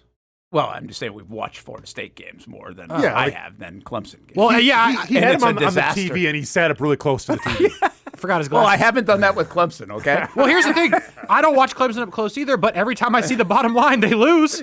So I don't really like it when they're given points. And I will say, I was supposed to go to this game, but the Clemson fans are still bought in because someone bought my friend's tickets that we were going to use to go to the game. So shout out to those people. You made us money. Appreciate it. But Love to see it. It is Clemson fans still crazy. bought in. It's crazy in college football that the fans don't react like the pros. Like if you lose in the pros, they don't show up, or at least it feels like they're not showing up as much. In college, I mean, the Gators are one of the worst products in the last few years. 90,000 still in the swamp. It's crazy. Brent, you haven't been following the Wisconsin Badgers this year, obviously. I was waiting for you to bring up Wisconsin today on the show. And Luke Was that a Fickell real with thing? More money. Where they didn't. What part's not real? He's coming back. He's coming back. Oh yeah. Is he? That's He is. real Well, life. You no, didn't see well, that yesterday? Oh my They- gosh. I didn't know if that was real. So the AD. Well, That's I don't know. terrible. I didn't see recently. I saw the letter that the AD put out like 2 weeks ago saying Lou Fickell's his guy. Oh, maybe it was and fake that that I saw. That's what I'm saying. Badgers fans need to come out and still support. It's like No, I thought you were Why? going to be all over this. Maryland curb stomped you at home. Free grandma. Who are you gonna? Why? Naked grandma? Nah, free grandma. I didn't tell you guys about that. The Maryland quarterback. No. All right. Yeah, like I think this is real. I saw the same Luke thing you Fickell saw. set to return in 2026. Sweet. This one's according to Fox College Football. Awesome. Yeah. And apparently they are going to invest in the program, they say. So then, what have you been doing the past year? Not You- investing not in the investing in it. Investing in volleyball, I guess. What? They are good. Volleyball's damn good. They're man. really good. I was watching them last night. Take Minnesota. It wasn't even a game. Oh, big rivalry. Minnesota was got three straight sets. We'll take that. Appreciate you. I was watching them last night. And Did you watch 3 sets of I did. And by the way, and I said we'll take that because with Wisconsin football, I can't tie my wagon to that anymore. So now it's volleyball. You are a human enigma, even if you can't say Egbuka. What do you mean? Well, enigma. It's Wisconsin volleyball, man. It's like, what do you throw out? I'm watching 3 sets of volleyball. It's whatever. You know, it was on the Big Ten Network. You struggling without ESPN, huh? I am. I am. Wings weren't playing last night. Wasn't wrestling last night. What do you want me to watch? I mean, I had the Bo Nix's, whatever. That was on. Oh, dude, I switched What's from the setup here? I switched from that game and I watched volleyball a little bit. Dude, it was a horrible game. I know. Yeah, I was set. I had Troy Franklin got me my touchdown in That fantasy. might not be a good thing for the NFL. I switched from the NFL to watch women's volleyball. Jeff Bezos, step your game up. Who's up next here? Case, is this us? Bucks, Patriots? Yeah, this is us. I like the Patriots. I know. Do you? Yeah. Yeah. I mean, getting points. I know. I think they are better coached. Mm-hmm. I think they have the better quarterback. Mm-hmm. Oh, wow. Mm-hmm. Drake May, quarterback for the Patriots. I don't know if you heard. Mm-hmm. MVP favorite Drake May right now. I mean, the Bucks probably better skill players, right? Yeah, I like mean, the Patriots on defense. Here's the thing: I don't think Bucky Irvin's going this week again. This to me, Casey, though, this is the Vegas game that they know something. That's what I'm leaning towards. You go. Listen, you've been holding it down here, so you Yeah. can pick it. I like the Patriots in this game, but the number scares me. We're gonna take the Bucks. Oh, see, now they're jumping ahead of us. They didn't let me finish. So our pick's not official, is what I'm hearing. Yeah. All right, let's get it, Pats. All right, let's go. Thank you, Hamby. Because you're that upset exactly me. right. This is a That Vegas upset me. game. Oh yeah, it's a Vegas game all day. There's no way the Patriots are going to 8-2. Nope, I don't think so. But that's fine, Hamby. They don't have to go to 8-2. I get it. They're also not going to cover the 2.5. You know what? And just for Hamby's comments, I'm taking the Drake May overs too. Oh, that's just a okay. I'm taking the Drake May overs and taking New England. Jaguars, Texans. I think we're going to take the Jags, Hamby. But Shocker. How much did this line move? Was it Texans by like 2.5 before the Stroud injury or something like that? I thought it was 1. Oh, is that all it was? Maybe I'm not I saw it was positive. moved 2.5 points. Myers 2 comes in. Jacoby Myers. They Hasn't also dropped don't the have ball. their kicker. The Texans don't. Race to 20 points here. Oh, you know who's gonna be kicking for the Texans? The Matthew right stuff, Your baby. guy. I'll tell him you said hi. Please. Wasn't my it Shachter that tried to get him on the show and he didn't answer? Yeah, you betcha. For my birthday. Got bigged up by Matthew Wright. Yeah. I think he got kind of pissed. He was like, He was. I think he was Schefter stalking did, him. or Yeah, it was. Aaron got pissed. No, Matt Matthew Wright. got pissed. Oh, Because he just kept DMing him. It's a thought that that's counts. funny. Okay, We got the Jags. Casey, Jags, right? you sure? No. I thought it was. Well, they are the Jags. I mean, I wouldn't be sure either. see, I don't like picking opposite these guys the whole time. Davis Mills, I know. big old neck. Big neck. Yeah. I used to let's make take fun the of Davis Jags. Mills' neck all the time on the radio, and I always got met with like some settled down comments from Brent and others. And now this guy's just openly making fun of his neck. Oh, it's trending on I Twitter. didn't- It's all I'm good. not openly. I just shared a tweet with you guys. Big I'll- necks ain't winning. Yeah, I don't think so. Jags. This is a wild game. Why are the Rams favored by 4.5 over the Niners? Rams are on real the good road? at football. I don't know if you've watched them By play. 4.5 on the road in the NFC West. These are usually like really tight games. True. Are the Niners missing more people? Is Mac playing or Purdy playing? I don't think they know yet. I think I think Purdy's still questionable. But Puka's. I feel like the Rams are significantly better at football. This one doesn't surprise me too much. Really, 4.5? That seems like a lot of points. Well, but I mean it's San Fran, so they're gonna these California games. I don't think there's a home field advantage all the time though either. Well, that's fair. Well, no, the 49ers have a But lot yeah, more like I fans said, than the Rams. they have the fan base. You guys are up, You guys or are we up? Y'all are up. Oh, Yeah, you guys. Casey, talk to me. I like the Rams. I think they're better. I think the 49ers absolutely curb stomped him last time, and Sean McVay's not going to let that happen again. I think if the opportunity presents itself, he's going to run it up on him as much as he can. Puka's fully healthy. Devontae Adams has a whole bunch of touchdowns for some reason. Kyron Williams is doing it. Mm-hmm. Matt Stafford's still alive, barely. Give me the Rams. The prosecution rests. I think that's a lot of points, Amby. Yeah, I like the 49ers. And I Man, think this is this gonna be is an it interesting might be week. one of those deals where, like, I forget who the Rams don't beat, and the 49ers might have the Rams number, or it might be vice versa. I can't remember. But, yeah, we'll take the Rams here. The quarterback for the 49ers isn't focused. He's too busy texting Trevor Lawrence. You can't have that. Steelers and Chargers. Chargers minus 2.5 here. Did that defense show something? I like the Chargers. Yeah, I kind of like the Chargers too, but Chargers are interested now. 6-3 football team. They don't protect him well. If the Steelers defense plays like they did last week, could be a long day. Aaron Rodgers can match up. All right, we'll take the Chargers. If y'all take the Steelers. By the way, that place is going to be filled with Steelers fans in L.A. It will. But if y'all take the Steelers, that means every pick's different. I We're know. going to have a big swing here. Oh, really? Every pick's been We've different? been different every I thought time. you guys said We had the Jags. We had the Jags. Oh, my bad. Other than the Jags. This guy. I think we should go back and check all. Probably should. Start from. Probably should. As it turns out, we've never every lost time. one. Yeah, you probably should. You Never guys are actually lost. in the lead. Never lost, right? Probably. Oh, Casey, what do you think, man? Do you want to go opposite just for the hell of it, or do you? I think Steelers. What's the deal with Joe Alt? Is he out again? He's out. He's out. Surgery. Done for the year. See, I just think the way that the Chargers played the last game, I feel like this is like their get-right game. Like, I don't think Harbaugh is going to have two performances like they, in a row like that. Let me ask you this: if this was the Jags against the Chargers, who would you pick? Chargers. Just because, but I broke this down earlier. The receiving core for the Chargers scares me right now, and their tight end scares me because it's like Antonio Gates. That guy is good. Yeah, he's really good. You pick And it. I don't like trusting Arthur Smith ever. That's fair. You make the pick. That's Chargers. All right, so there you go. Those are the weekend spreads presented by Mason's Famous Lobster Rolls. MasonsLobster.com. Check out the 2 locations this weekend if you're up in Fernandina Beach or anytime as well, right around the town center for lunch and dinner. They can cater events as well. Let's take a break. We come back. We go with the weekend wagers and a dartboard throw from Austen Lane. Nah, I don't care if you're going to go. We got to hit a break. So let's hit a break. Okay. See, I'll produce. I'll direct this show. Damn. Right in the shit, man. I like it. You can still get your picks in, Hamby. Don't worry. By the way, the DeForest Buckner placed on injured reserve will not be ready to play against the Jaguars. For the Colts. Yes. Obviously. He plays for the Colts. Jaguars are looking into some. So that would go all the way to, because they play him in early December 7th. Yeah. Yeah.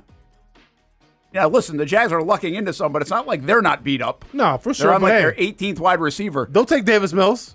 They'll take a Joe Alt being hurt. Like, Yeah. No, it definitely they'll take some hey, stuff. That's some of the kind of fortuitous bounces you need in an NFL season. We'll take a break. We'll be right back.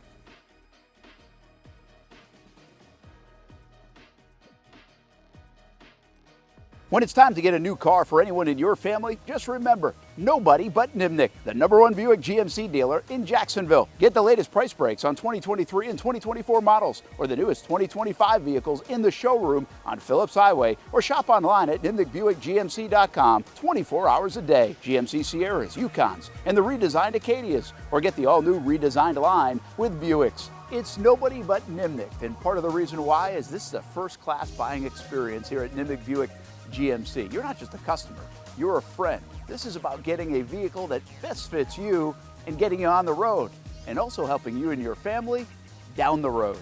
Nimnick has a treating you right guarantee, courtesy, respect, fairness, and most Buicks, GMCs, and Jacksonville's only Car Bravo dealer, nobody but Nimnick. Who has put in the most years and stands behind a better experience? Nobody but Nimnick. GMC. We are professional grade. If you look good, you feel good. And the medical professionals here at Ponte Vedra Vein and Aesthetics are here to make you feel your best.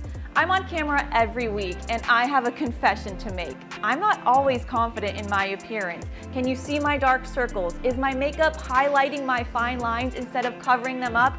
I question it all. So when I found out about the wide variety of procedures here at Ponte Vedra Vein and Aesthetics, I knew help was just one appointment away. Medical Director Dr. Megan Deacon Casey and her board-certified physicians have been using the latest in cutting-edge technology for the last 10 years, giving men and women their personal confidence boost.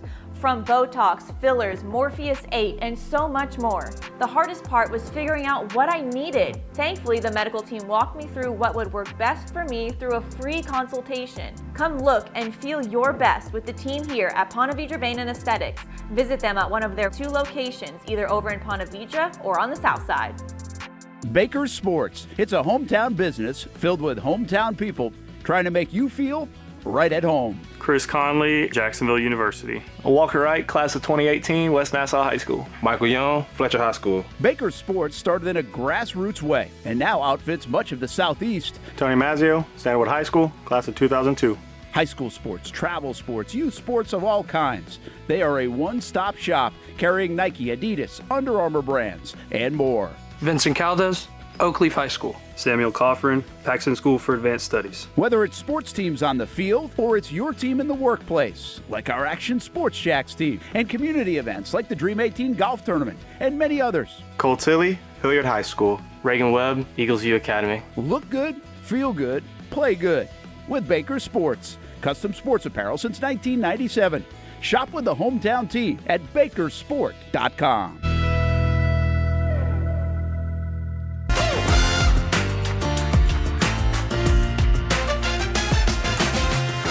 Empower a future, inspire a dream. It's a bold but simple mission for the Jacksonville Police Athletic League known as Jax PAL. Help the next generation of kids in Jacksonville shape a brighter future. Their after-school programs, teenage leadership programs. There's community outreach. This has been just an awesome opportunity to be out here with my colleagues and do something good for the community. It's really been an interesting opportunity to just see everybody work together in a way that we don't normally in the office. And there's sports.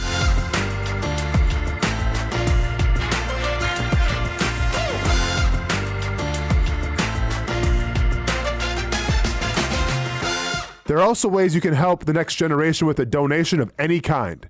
Just visit jaxpal.org to get more information. Empower a future, inspire a dream with Jax PAL. Most of us know how to throw.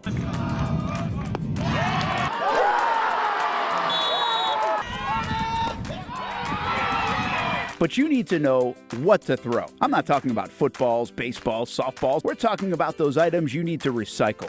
Republic Services explains it easy. Recycling simplified. 1. Know what to throw. When in doubt, throw it out. 2. Empty, clean, and dry those materials. It takes an extra minute, but it makes a big difference. And 3. Don't bag it. This makes the recycling process faster and more efficient. This is a look at the Republic Services North Florida Recycling Center. You can make this process even more efficient. By utilizing those 3 steps, Republic Services can help you become a better recycler in your home. Learn more at recyclingsimplified.com.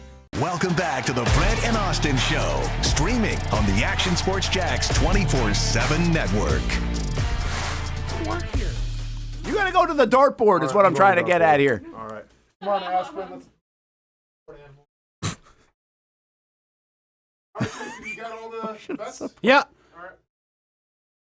All right. So bottom line is Hamby survived with $6. I came in late on Friday. Got a $35. Oh, God. The light's been there the whole time. Yeah, but All right, are we zoom in, Hamby? Actually, wait, no, you know what to do. Aspen's out of breath. She's exhausted for this. All right, ready? No, don't go Go yet. for it. Oh, now go for it? Oh, boy. We good? Yep. What is your problem, man? What is this shot? All right, we ready? The over the We shoulder. got to live here. She could have done like Ninja for this shot. Well, we did it. Obviously, we're out of time. Thanks Throw for it. helping. All right, okay, well then. Just got a panting dog in the background instead. It's your operation. I mean, I can't focus on them in my backswing like this. I don't know. This is ridiculous, guys. Sorry. I can't I mean. I'm telling him to do his job for once. Quiet on the court. You like Quiet that on one? the set, please. Are we ready now? Yes. We're ready. Okay. Sorry.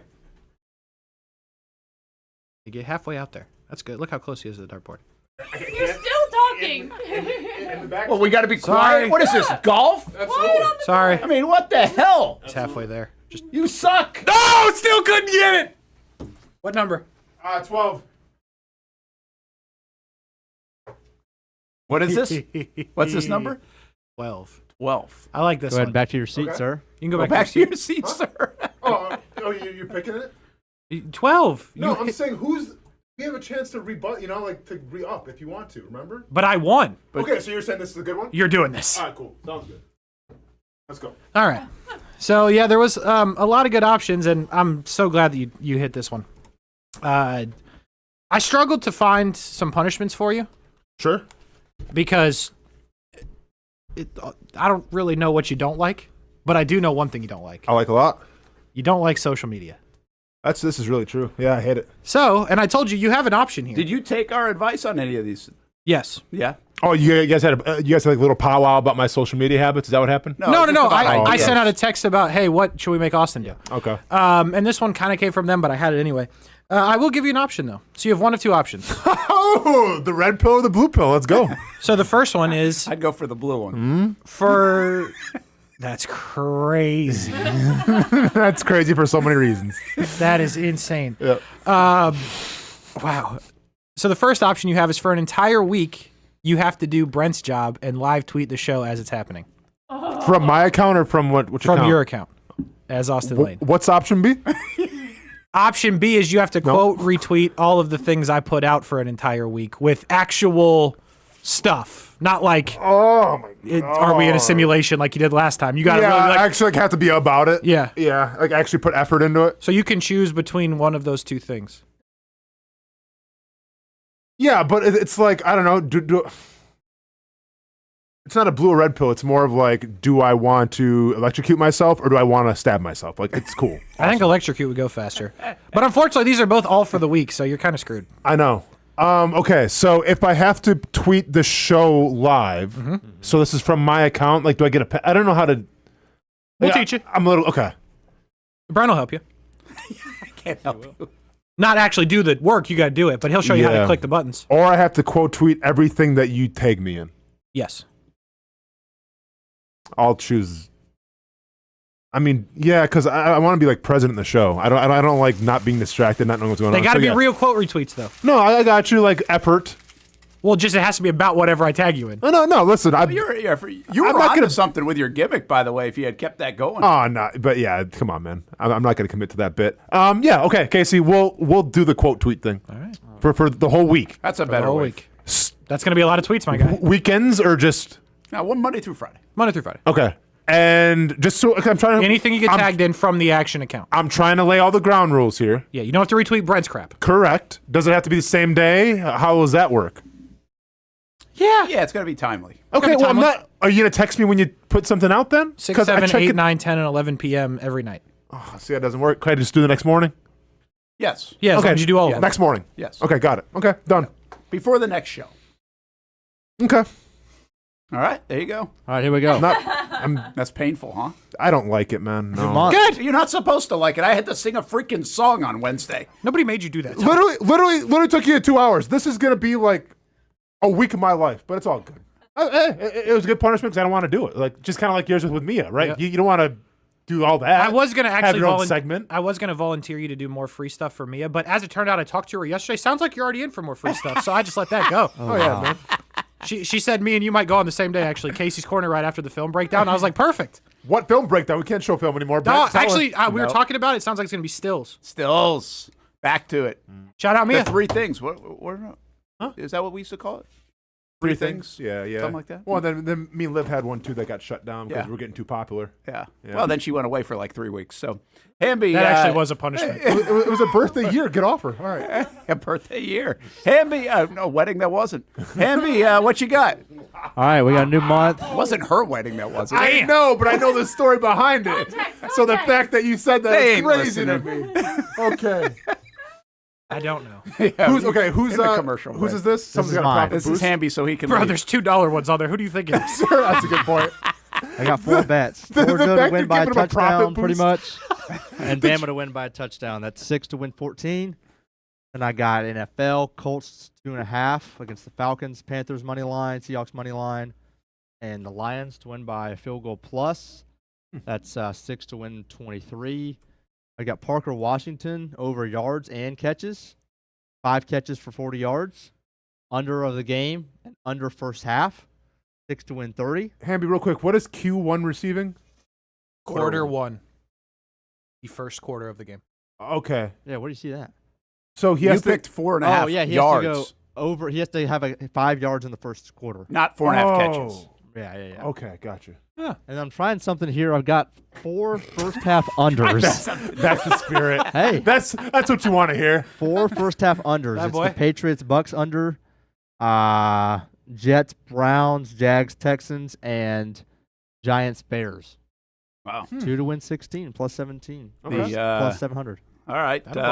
Who you got next? You got to get out of there and let Kim do it, or you throw it up, or I'm what? gonna go Austin next. Maybe let Kim do it for you next time. Okay. Hey man, I thought your bets were okay. Thanks, man. Yeah, they look good. I mean, Bets hey, always seem good. I have no reason going to in. talk. He beat me, and I'm quote tweeting next week. Did you so cash? You cashed last night, right? In real life? No. Who's I had screwed the Broncos minus 3.5. Ooh. Hosed you. 13-10? And 7. 10-7. Real That's a terrible game. I didn't watch, bro. I wasn't watching volleyball, but I did watch. That's why I was watching some volleyball. You know what I'm saying? What did I watch? Wasn't watching US. Did they win? I didn't even. Okay. Might have been watching The Office, actually. Huh. Funny how that works. Were they in the office? No. I bet they weren't. All right, what do you got, Hamby? All right, here's Austin's. Yeah, so ended up going to the, I'm just, soccer fever's done. Sorry. Oh, you're over it. No. Wow. Yeah. Are you on the volleyball? No. That would be if it was an insane. option, that would be sick, 'cause I would have took Wisconsin. But no. We got some, because, Wisconsin football is what it is. So Little NBA? I'm going with the over. Give me Wisconsin, Northern Iowa over 157. Just because Wisconsin put up some points, Northern Iowa, Illinois was whatever. Brandon put his whatever for the Warriors, simply because Steph may be a no-go, Butler may be a no-go, so this guy's expected to get at least 30 minutes of run. Dish it. I'm sorry? He's going to dish it. He's going to dish it. Yeah, exactly. So give me over 3.5. I don't know. They have a tall guy in the middle. Get over 3.5 assists. And then go ahead and give me, Brent, we talked about him yesterday a little bit, Connor Bedard playing against the Flames. Flames give up like 30 shots a game. It's a multi-sport one. You talked about Connor Bedard yesterday? We did. Bit. Yeah. Wow. Yeah. During the Ovechkin stuff. Talking about like next kind of up-and-comers of hockey. I think he's up there. Then we're going to go with a Saturday special, trademark it, over 56.5 for Florida State Clemson. Don't know who's going to win that one, but I think it's going to be a high-scoring game. Listen, I've been on Texas Tech all year. I think the fact that BYU's getting 10.5 doesn't sit right with me. So give me BYU, and then just Oregon to win.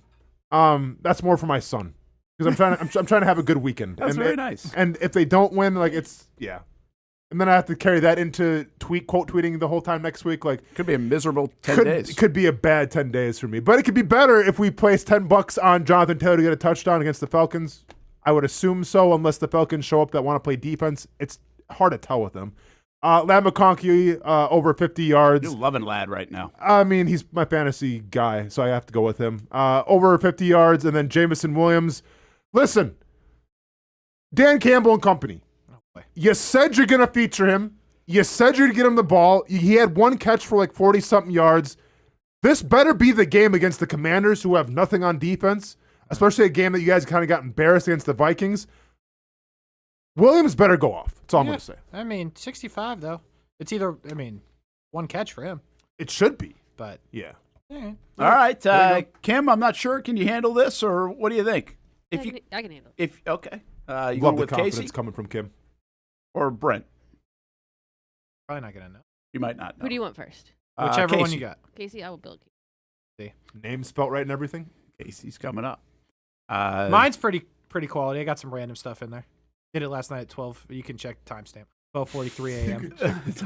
I sent it to Hamby at 12:43 a.m. 12:43 a.m. There you go. I was cooking. Put some thought into it. I like that. Cooking for sure. Hey, lunchtime about hit Bono's Pit Barbecue, bonosbarbecue.com this weekend for your catering event. We had it last week or 2 weeks ago for the Friday Night Blitz. We had a Thursday Night Blitz and a Friday Night Blitz, so we had Bono's Pit Barbecue. It was fantastic. Get the corn nuggets. Get the pulled pork. Get the turkey. Get the Casey Picks. bonosbarbecue.com. All right, so we got the Islanders to beat the Wild tonight. Wild, I'm big on this. Back-to-back, the Wild played last night in Carolina and got doused. I think, or they doused them. I don't remember, but it was lopsided for sure. But I don't like the back-to-back part. The travel to New York is goofy because, they're not letting anybody fly in New York anymore. Everything's delayed, so I'm assuming there's probably something to do with that there as well. Then you got to take the bus all the way into the city. Then you're probably not going to skate this morning, so it screws up your routine. Then you're in traffic trying to get to the arena. I think the Islanders smash them. Ohio State to score 38.5, I guess. Purdue sucks, and Ohio State's pretty good. So why not? Yeah. And then give me Duke minus 6.5 over UConn. Is it basketball or football? First question. I hope football. Okay. I meant it to be football. Okay. I was Can you see if Duke's playing UConn? Well, they are probably playing basketball, man. Let's see. I'm just yeah. Because why would they? Because Why would they Duke play go to UConn? UConn or on the road especially? It could be neutral it could site. be neutral site. I screwed this up probably. This was supposed to be football. Awesome. Is it basketball or is it? Hold on, I'm finding out. I Oh, can't man. get to it. Well, either Is way, that game today or tomorrow? Do you think? tomorrow. It's gonna be It's the definitely Maui big. Oh no, it is football. The Really? Maui ACC Big East. That's what I wanted. Invitational. Okay. That's what I That's wanted. funny that that's football. Boy, you had me concerned. I think Duke wins by a touchdown over UConn because hey, UConn football. I can't believe that's only that much. But they're on the road. I didn't even know they were on the road. Yeah, they're at UConn 6.5. That makes no I'm sense. sorry. It's supposed to Oh, snow you or did it something? down. It's 9.5. You got it down to 6.5. I did? The spread right now is minus 9.5. 145, but you might have got it in a little early. Like I did it last night at 12:45. So it must have sharps changed. are on it. Wow, something changed. The sharps are on it. That could be a good one for you. I think everybody thought it was basketball too because yeah, maybe. why not? And then the other side, give me the quarterback touchdowns. Give me Lamar Jackson to run for one. Give me Trevor Lawrence to run for one.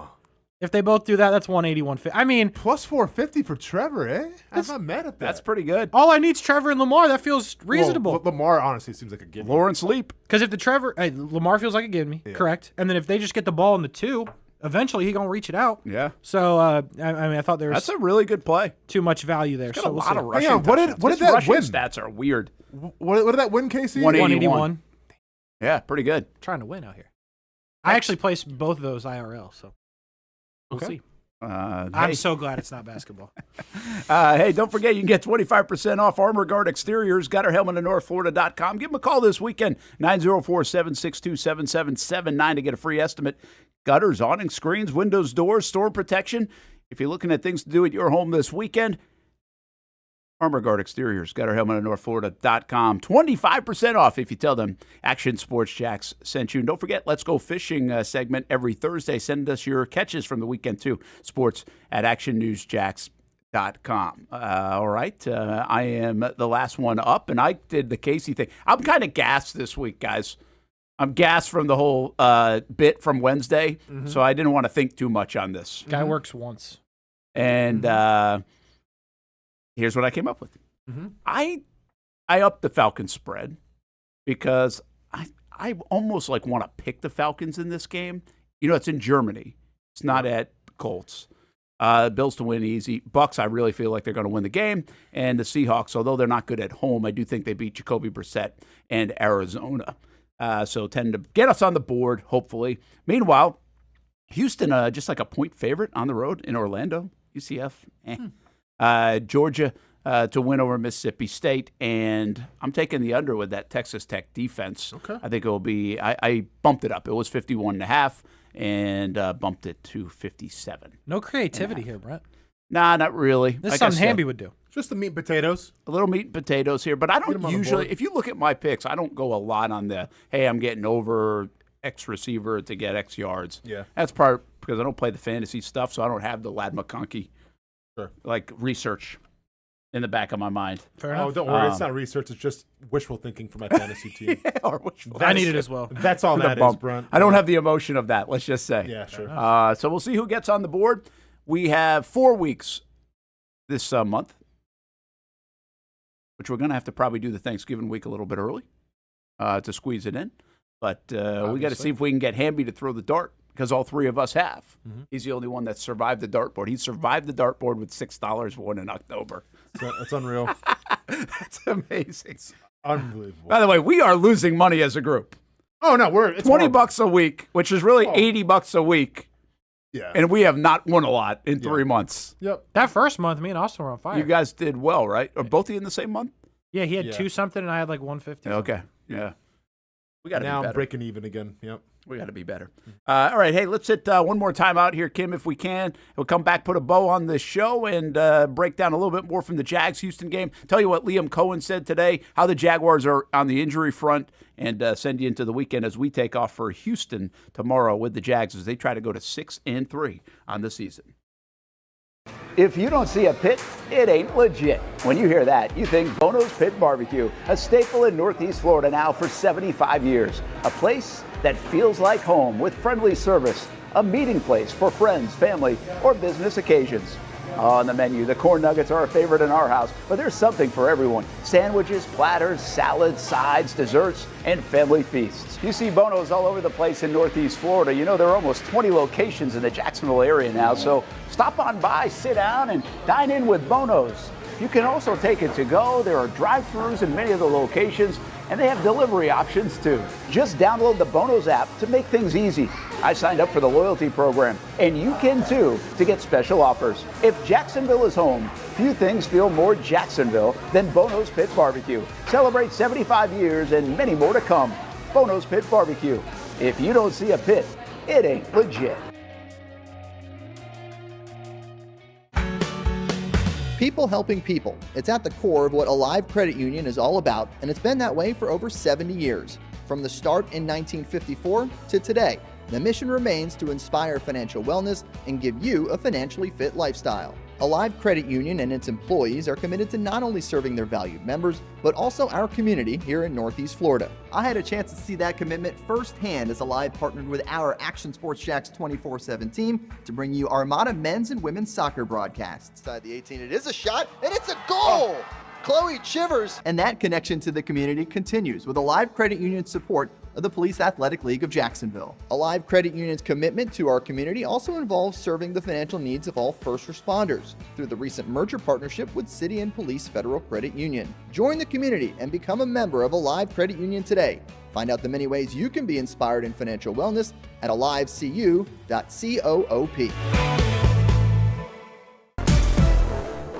CGC Water Treatment and Plumbing is taking their 75-plus years of expertise and expanding to CGC Home Services. Water treatment and plumbing is still a big part of what they do, and now they can do even more for you. Home services like kitchen and bathroom remodeling, showers, sinks, faucets, toilet repair, backflow testing, and the list keeps going. Find all they can do at cgchomeservices.com or give them a call, 904-298-7052. It's a new look and a new name with the same expertise. They've been serving homes like yours since 1946. CGC Home Services, right here in Jacksonville off St. John's Bluff Road, 904-298-7052.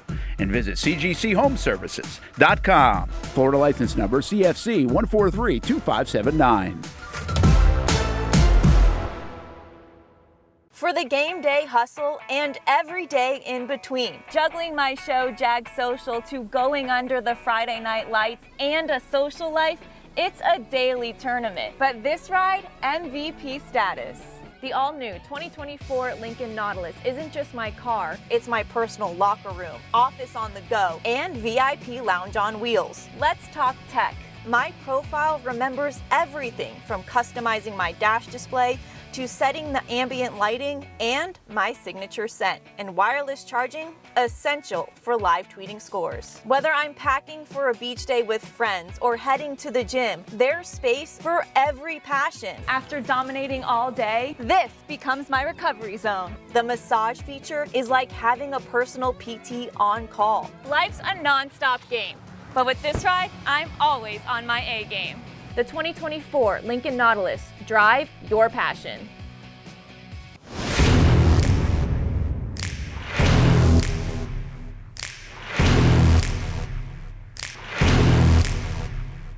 Grab some friends and go to a restaurant or head out for a drink and some conversation. Watch your favorite team play on the big screen.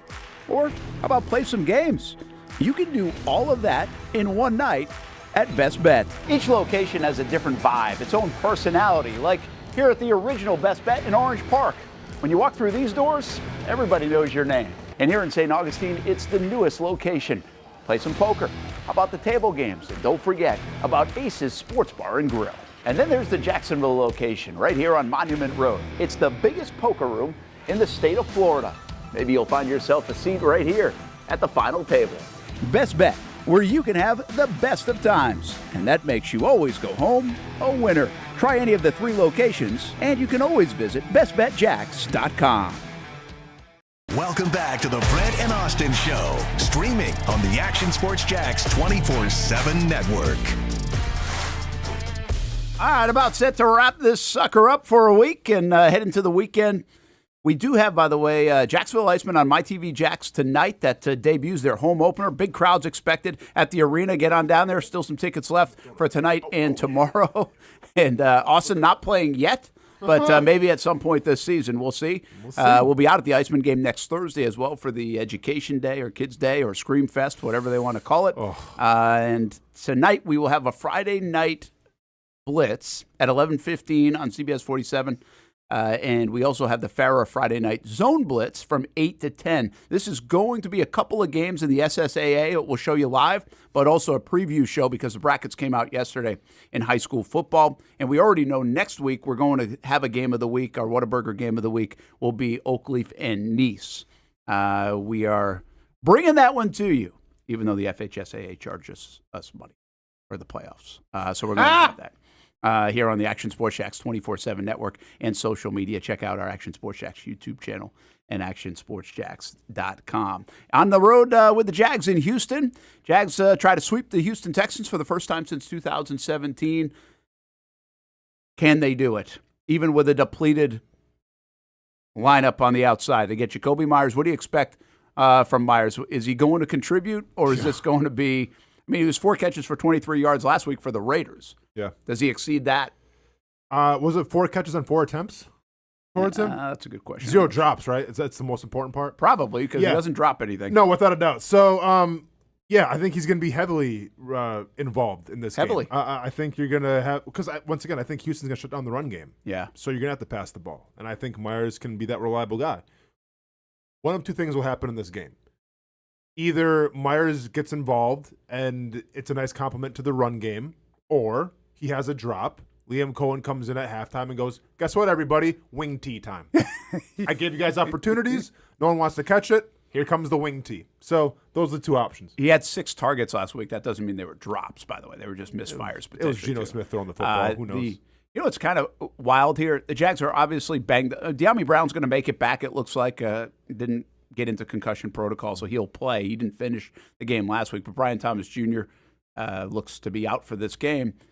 But in a sense, they take you out anyway. Houston does in the passing game. They've only allowed over 200 yards passing twice this year. 205 to Trevor Lawrence and the Jags, 224 to Matthew Stafford and the Rams. So in a strange way, it might be an okay day to be beat up at wide receiver. You're not going to get a lot there regardless of who you got in. Yeah, I mean, but you got to figure, listen, if you're going to try to stop the run, if you're Houston, which is what Austen believes, and they're not really going to give up much in the air, you got to score somehow. You do have to So score someone's somehow. going to figure it out, and back to the Jacoby Myers point, he has to be their best receiver. It's unfair to him probably. He's been here 3 days. Yeah. We kind of need you to have 76 yards and a touchdown. Yeah. And Parker's got to do his thing. Yeah, that's... Which has become reliable. That's where you're going, I think. And also, if you're the Jags on defense, stop Dalton Schultz. Because the last 2 weeks, tight ends have absolutely destroyed you. And old Longneck is probably going to be looking for the safety valve in tight end. So, yeah, I'm interested to see how Devin Lloyd's impact on this football game is. If he can, it's just his presence allows for some mistake. They were very careful with Davis Mills last week. They're not going to put the ball in jeopardy much. There's a lot of dink and dunk stuff. So you got to be able to tackle, number one. But they're still going to try to get it to Nico Collins. Maybe Lloyd can be a factor. And honestly, this might be a big Cam Little game, right? He hits the record. He had a 70-yarder. Didn't go so well after that. How does he respond now to having all this attention, going on all these talk shows and everything? Can he stay consistent, hit his field goals? Because they may be relying on, I'm not trying to speak into existence, but they may be relying on him heavy, and he's got to hit his field goals. I was going to bring that up. I actually think it's a huge part of this football game because we think it's going to be pretty low scoring. It's not just Cam Little, but Fairbairn is probably out, which means Matthew Wright goes in. The right which stuff. Also Jags takes are screwed. Fairbairn is a good plus 50 guy. Mm-hmm. Matthew Wright is not. Mm-hmm. He's just not. He doesn't have a big leg. Settle down. So, and hey, one other thing in this football game to keep an eye on because the Jags were atrocious at it last week. is the kick return game. So you're talking these play, like your best play on offense for Houston, if it looks like last week with the Raiders, could be your kick return. So you got to be really careful in that part of the game in what we think is going to be a game that's in the teens and playing. But golden opportunity for the Jags, even banged up, to go win a football game and really bury the Houston Texans. That's the main story. Bury them. We will be there with the team, have a report tomorrow night, and all our coverage, of course, on Sunday. All right, that's going to do it. Fun week around here, and hope you have a good week.